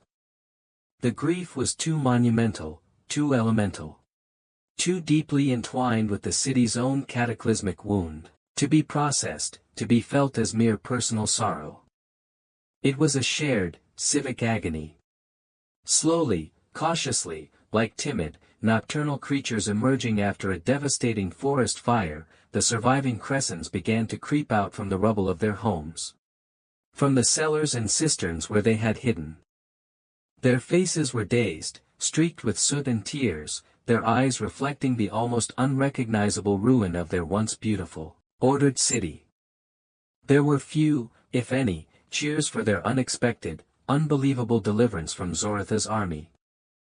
The price had been too high, the method of their salvation too terrifying. Too unnatural. They were alive, most of them, those who had not been in the northern quarter or on the Acropolis slopes, but they were alive in a smoking graveyard. A city that had, in essence, devoured its own sacred heart in a desperate, suicidal act of defiance. The Carian fleet, leaderless, its best troops annihilated, its general vanished without a trace, its morale utterly shattered, limped away from Kressa's ravaged shores in disarray. Its black sails disappearing over the horizon, never to return. The legend of Kressa's fall, or rather, its terrible, awe-inspiring self-defense, Erin knew, would echo in horrified, embellished whispers throughout the Aegean world for generations to come, a cautionary tale of a city's defiance so absolute, so extreme, it bordered on divine madness or divine intervention. Erin walked, like a sleepwalker, a ghost in her own city, through the smoldering, fractured ruins of what had, only days before, been her vibrant, meticulously ordered Kressa. The ingenious irrigation channels she had so painstakingly designed, the conduits of life-giving water, were now choked with volcanic debris and shattered masonry. The proud, ancient walls she had so lovingly fortified were now jagged, broken teeth against a skyline permanently hazed with fine, acrid dust. Her own workshop, once a sanctuary of creative thought and precise engineering, was now a flattened, unrecognizable pile of splintered timber and fire-blackened, shattered stone. All her carefully rendered plans, her complex calculations, her ambitious dreams of elegant, enduring structures that would last for centuries, lay in ruins, irretrievably lost, sacrificed on the smoking, blood-soaked altar of a desperate, Pyrrhic survival. Current part characters, 3996. Total characters, 63869. Elara, her priestess's robes torn and soot-stained, her usual serenity replaced by a profound, weary sorrow that seemed to age her young face by decades, found Erin weeks later. Erin was sitting on the jagged, unstable lip of the immense, still smoking crater where the Acropolis, with its temples and shrines, had once proudly stood, a beacon to all Kressa. Since the cataclysm, Erin had been a tireless, almost inhuman force, organizing the grim salvage efforts, overseeing the strict rationing of dwindling, hoarded supplies, designing crude but functional temporary shelters for the homeless survivors. She moved like an automaton, her face a pale, unreadable mask, her sea storm eyes reflecting only the vast desolation that surrounded her, and the even vaster desolation within. "They are already coining new names for you, Erin," Elara said softly, her voice barely a whisper against the mournful sigh of the wind that swept across the ruins, carrying the scent of ash and despair. "They call you, Erin Kressas, Erin the Creator, the Shaper of Stone, using the old, honorific title for our city's greatest master builders." She paused, her gaze troubled. "But they also whisper another name, in hushed, fearful tones. Erin Cataclysmos, Erin the Devastation, she who commands the earth's fury. Aaron continued to stare down into the shadowed, unfathomable abyss of the crater, as if seeking answers, or perhaps absolution, in its terrifying depths. Both names are true, are they not, Elara? Her voice was flat, devoid of inflection, almost devoid of life. I created the intricate means of Kressa's brief, defiant survival. And I also, with these same hands, engineered the terrible, irrevocable means of its near-total, catastrophic destruction. The Carian hegemony, the great bronze eagle that threatened to devour us all, is shattered, Aaron, Elara offered, as if to provide some small comfort, some measure of justification for the horror. News filters in from the mainland, carried by brave traders who now dare to approach our wounded island. Without Zorith to command them, his ambitious generals squabble amongst themselves for the remnants of his broken empire. The conquered cities, emboldened by the legend of Kressa's terrible defiance, and by the sudden vacuum of power, rise in open, bloody rebellion. Your act of monumental unmaking. It has undeniably, irrevocably changed the delicate balance of power throughout the Eastern Sea. A fleeting, bitter smile, so faint it was almost invisible, touched Aaron's lips. So, Kressa's self-immolation has inadvertently bought a measure of freedom for others. A noble, if somewhat ironic, epitaph for a city that effectively committed suicide to avoid enslavement. Kressa is not dead, Aaron, Elara insisted gently, but with a surprising firmness in her voice. She gestured with a small, soot-stained hand towards the lower slopes of the ravaged city, where, amidst the widespread ruins and the still smoldering fires, small, almost imperceptible plumes of pale smoke now rose from a few, newly constructed, makeshift hearths. Tiny, ant-like figures moved with a slow, determined purpose, clearing rubble, shoring up dangerously leaning walls, planting small, pitifully hopeful gardens in any small patch of usable, ash-fertilized soil they could find. Tesh, leaning heavily on a crudely fashioned but sturdy carved staff, his legs still heavily bandaged but his spirit visibly, stubbornly unbroken, could be seen directing a small group of men as they worked to stabilize a dangerously leaning section of the old city wall. Look, Aaron. Kressa breathes. It endures. Because you, and the choices you made, gave it that one, desperate chance to. Aaron looked, and for the first time in what felt like an eternity, a tiny, almost imperceptible flicker of something other than cold, overwhelming emptiness, something akin to a painful, hesitant warmth, stirred within the frozen recesses of her ravaged heart. Endurance. It was, after all, the Cressan way. It was in their blood, in their bones, in the very stone of their island. But oh, the cost. The terrible, unimaginable cost. And what am I now, Elara? Aaron asked, her voice still a hollow whisper, but with a new, faint undercurrent of something that might, one day, with much healing, become a question rather than a statement of despair. A hero, a savior, or a monster, a destroyer of worlds, the shaper of Kressa's most terrible ruins. Current part characters, 3998. Total characters, 67867. Elara sat beside her on the jagged, unstable lip of the crater, her small presence a surprising comfort in the vastness of the devastation.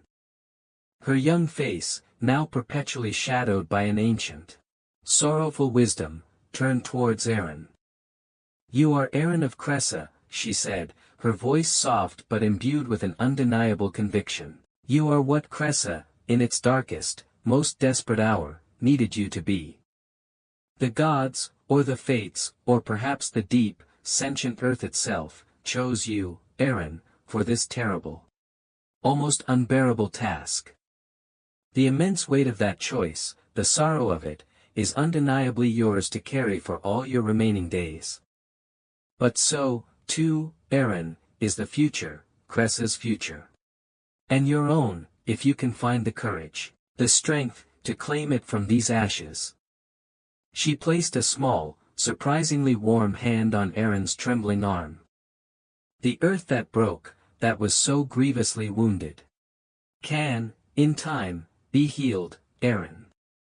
The stones that fell, that were shattered into dust, can, with patience and skill, be raised anew. Not as they were before, perhaps. Never again as they were. That Kressa is lost to us forever. But as something new, something stronger, perhaps. Something that intimately remembers, in its very foundations, the terrible, unforgettable cost of its survival. Aaron looked down at her own hands, strong, capable, engineer's hands, hands that had once known only the pure, intellectual joy of precise, elegant creation, now indelibly stained with the fine, gray dust of cataclysm, a dust that seemed to have settled not just on her skin, but deep within her soul. Could these hands, these instruments of such monumental destruction, ever learn to build again, could they find a new purpose, a new meaning?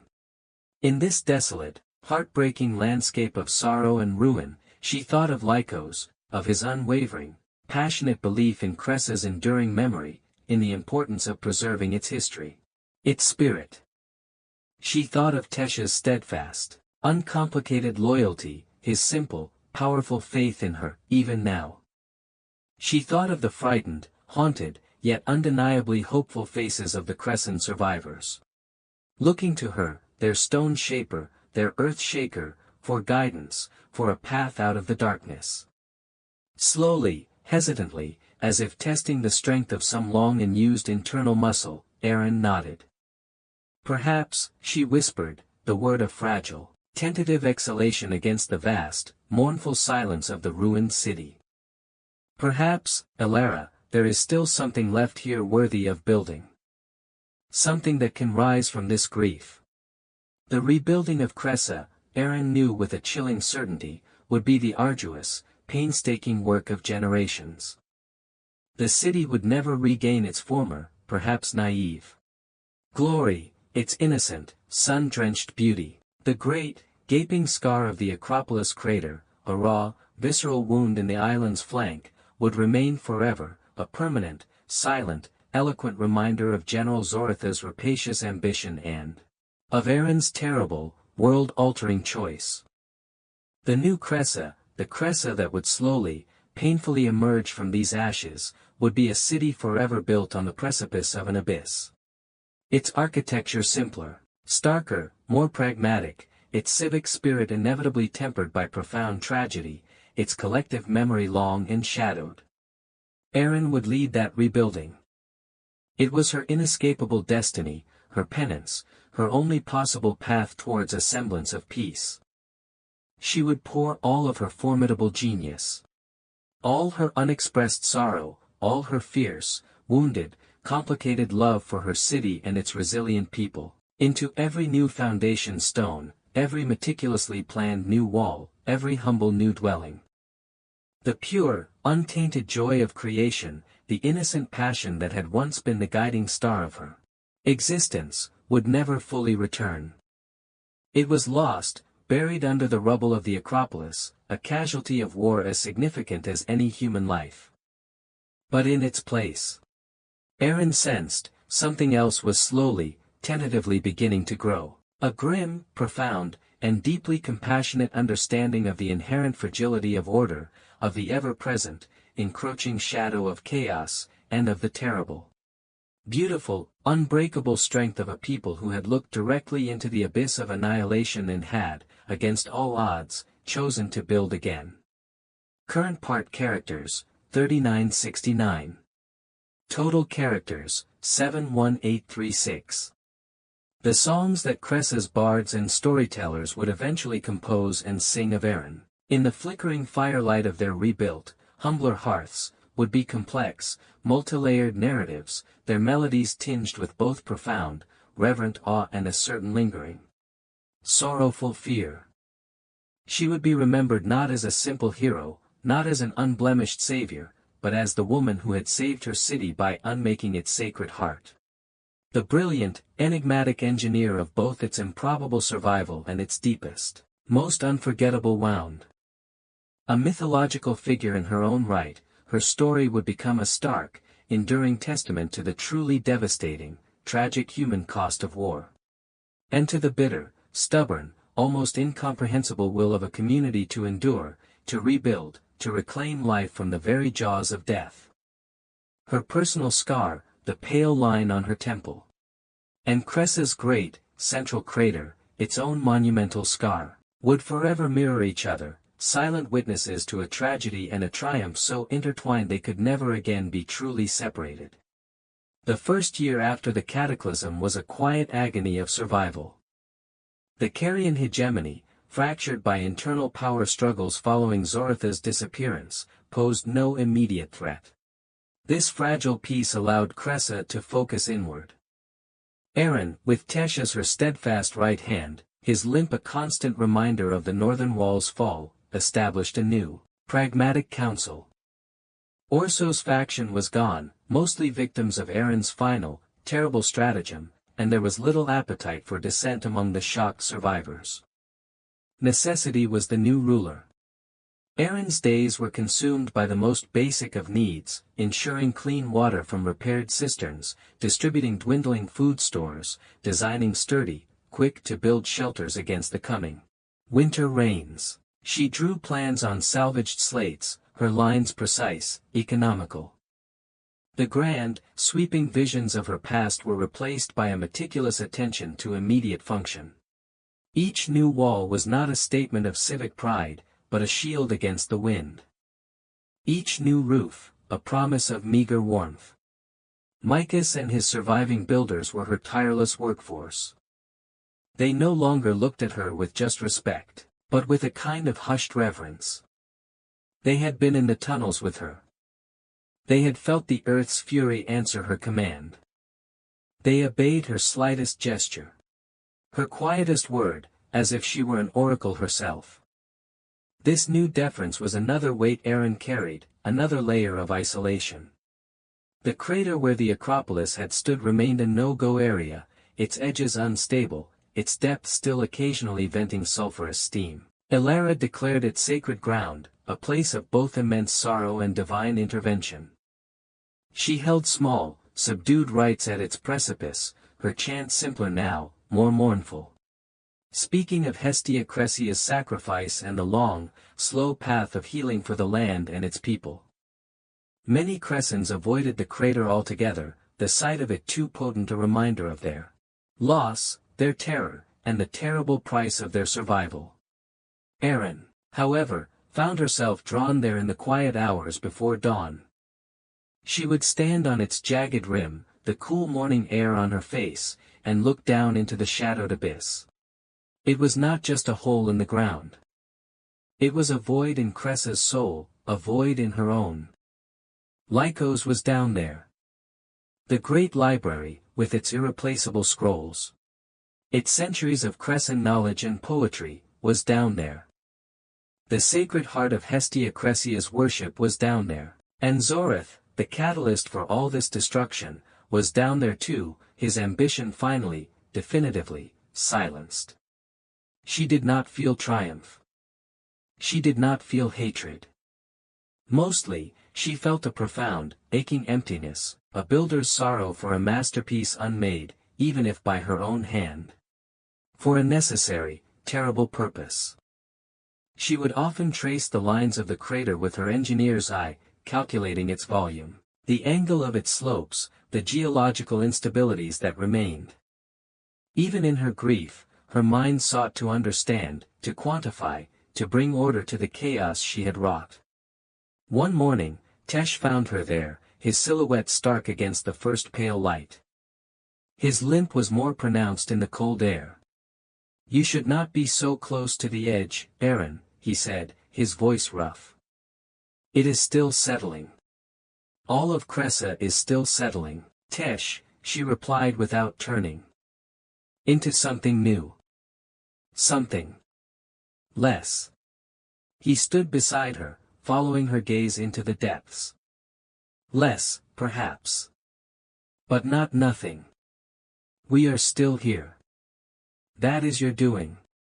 Is it?" Aaron finally looked at him, her eyes shadowed. Or am I merely the architect of a more elaborate ruin? Current part characters, 3994. Total characters, 75830.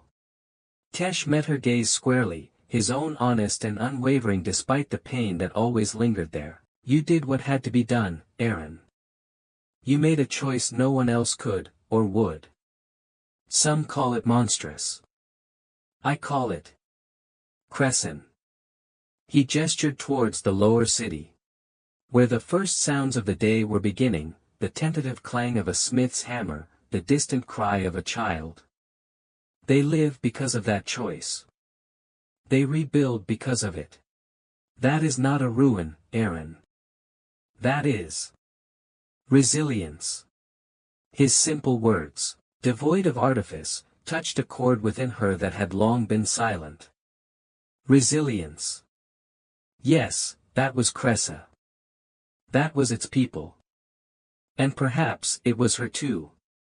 The second year saw the first true harvests from the new, terraced fields Aaron had designed on the gentler, ash-enriched slopes. The fish, at first wary, began to return to the waters near Kressa's repaired, simpler harbor. Trade, hesitant at first, slowly resumed. Small ships from other independent islands, hearing of Kressa's improbable survival and the Carian hegemony's subsequent disarray, began to cautiously call at their port, bringing much-needed goods and, more importantly, news of the wider world. Zorith was confirmed dead, his demise attributed by most outsider accounts to a catastrophic earthquake and volcanic eruption that had consumed Kressa's Acropolis, a version of events Alara subtly encouraged, shrouding Aaron's terrible agency in a veil of divine or natural wrath. This narrative, Aaron knew, served to protect Kressa from future retribution, transforming their desperate act into a legend of fearsome, almost supernatural power.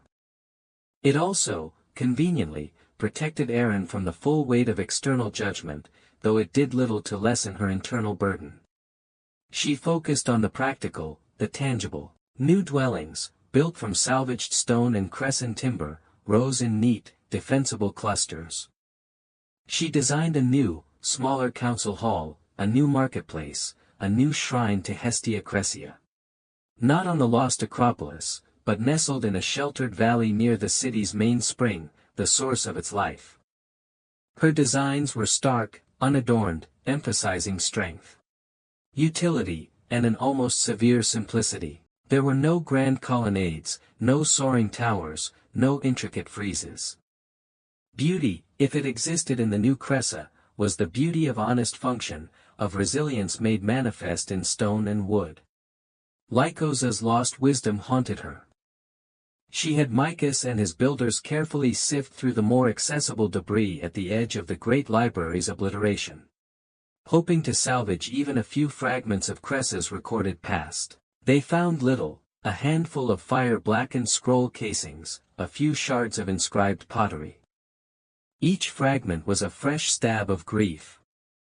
Kressa's memory, she realized, would now have to be rebuilt as painstakingly as its walls, pieced together from the fading recollections of its oldest survivors, from the songs of its bards, from the very stones that had witnessed its history. One day, Alara brought Aaron a small, crudely carved wooden bird, found by a child playing in the ruins. Its form was simple, almost primitive, yet it possessed a certain naive charm. The children are making new toys, Aaron, Alara said, a faint smile on her lips. They are finding new ways to play, even here. Life finds a way. Aaron took the small bird, its rough surface surprisingly warm in her hand. A toy. An object of no practical function, yet imbued with a spark of childish imagination, of nascent hope. For so long, her mind had been consumed by the grim calculus of war, by the engineering of destruction and survival. She had almost forgotten that creation could also serve joy, however simple, however fleeting. The visit of a trading ship from the distant, powerful island of Rhodes marked a turning point. Its captain, a shrewd, weathered man named Demetrios, had heard the wild tales of Kressa's defense. He came not just to trade, but out of curiosity, perhaps even a grudging respect. He saw not a city of heroes, but a city of survivors. Grimly, quietly rebuilding amidst monumental scars.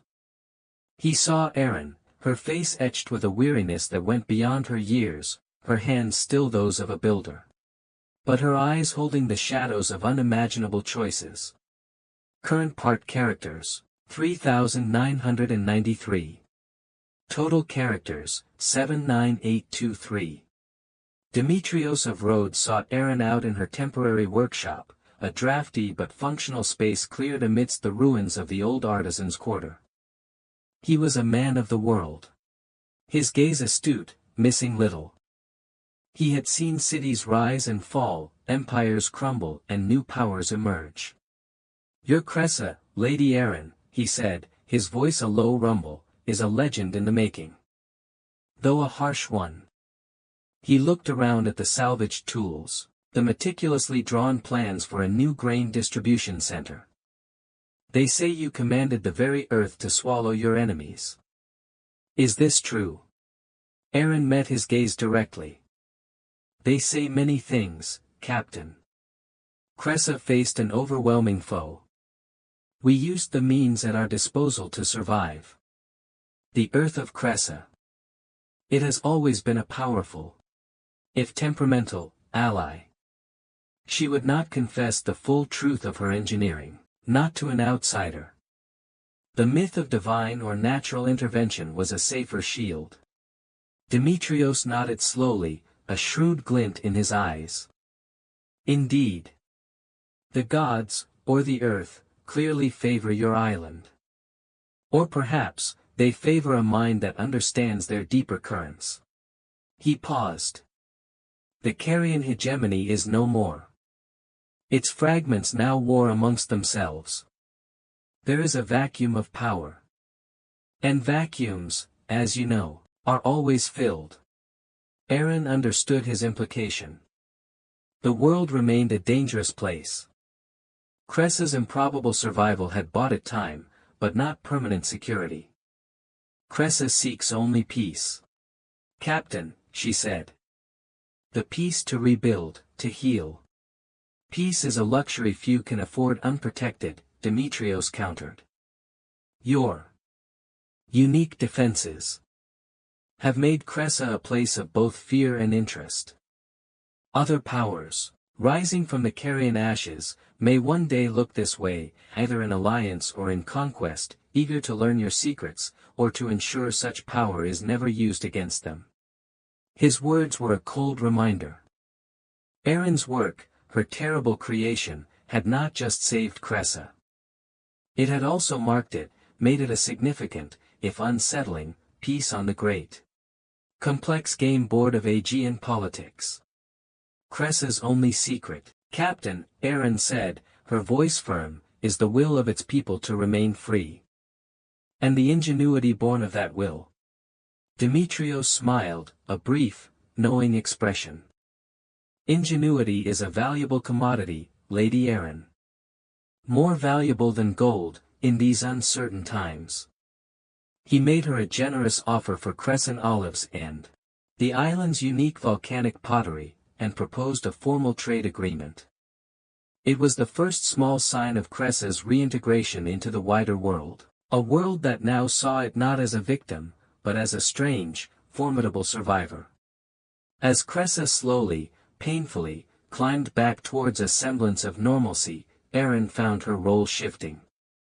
She was still the chief engineer, the master builder, but she was also, by default, its guiding voice on the new council. Her pronouncements were few, always practical, always focused on Kressa's long-term security and self-sufficiency. She designed new, more easily defensible harbor installations, a more efficient system for water catchment and storage, and insisted on the strategic dispersal of grain reserves. The lessons of the siege were burned into her very being. She never spoke of the final cataclysm beneath the Acropolis, not even to Tesh or Ilara. It was a silent, shared knowledge, a wound too deep for words. But sometimes, when a minor earth tremor shook the island, a common occurrence in that volcanic region, she would see the flicker of remembered terror in the eyes of the older Cressans.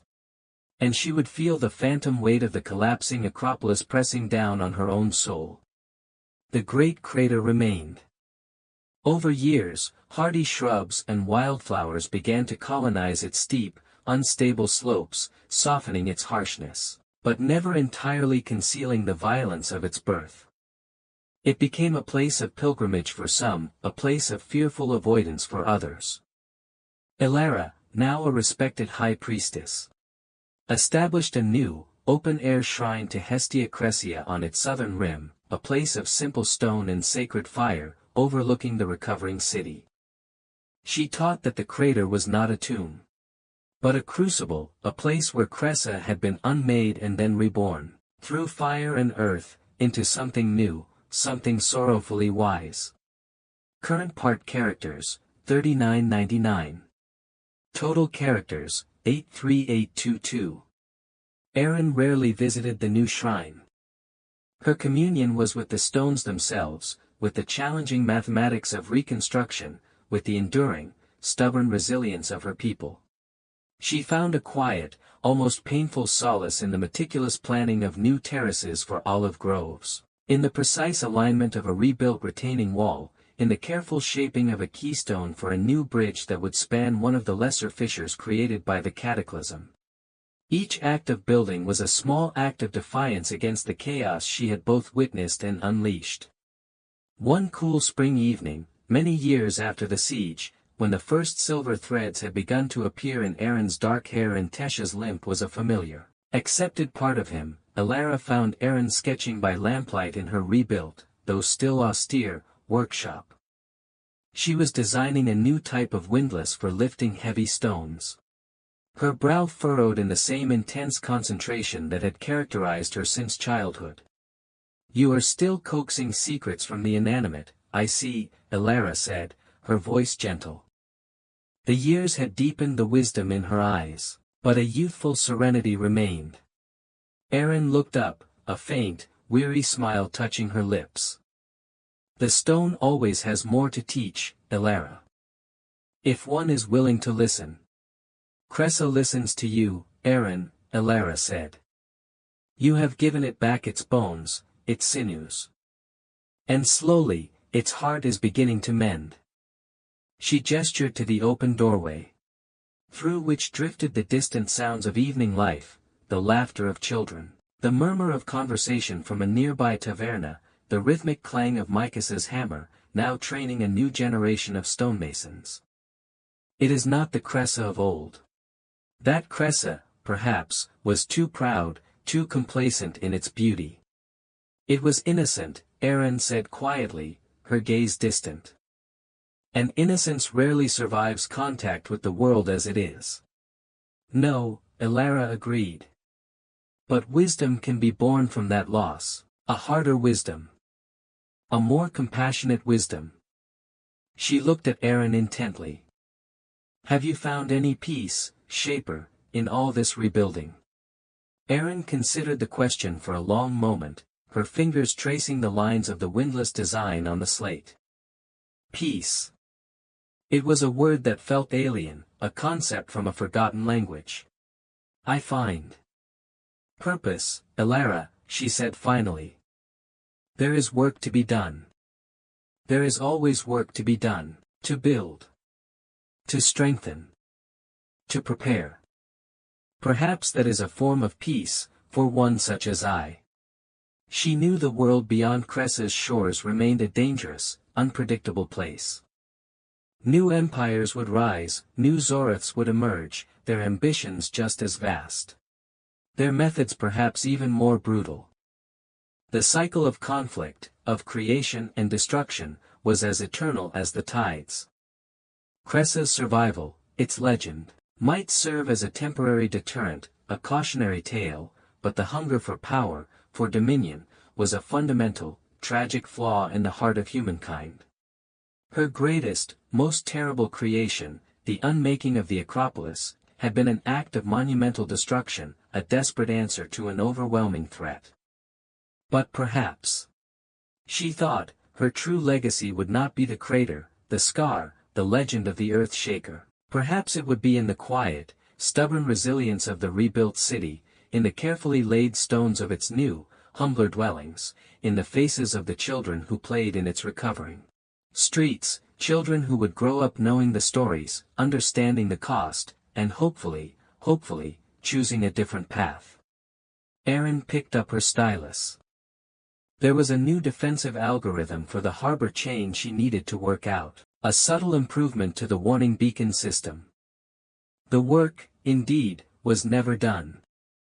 And in the endless, challenging, often heartbreaking effort to impose a fragile human order upon a chaotic universe, Erin, the stone shaper of Kressa, found not peace, perhaps, but a profound, unyielding, and distinctly Cressan reason to endure.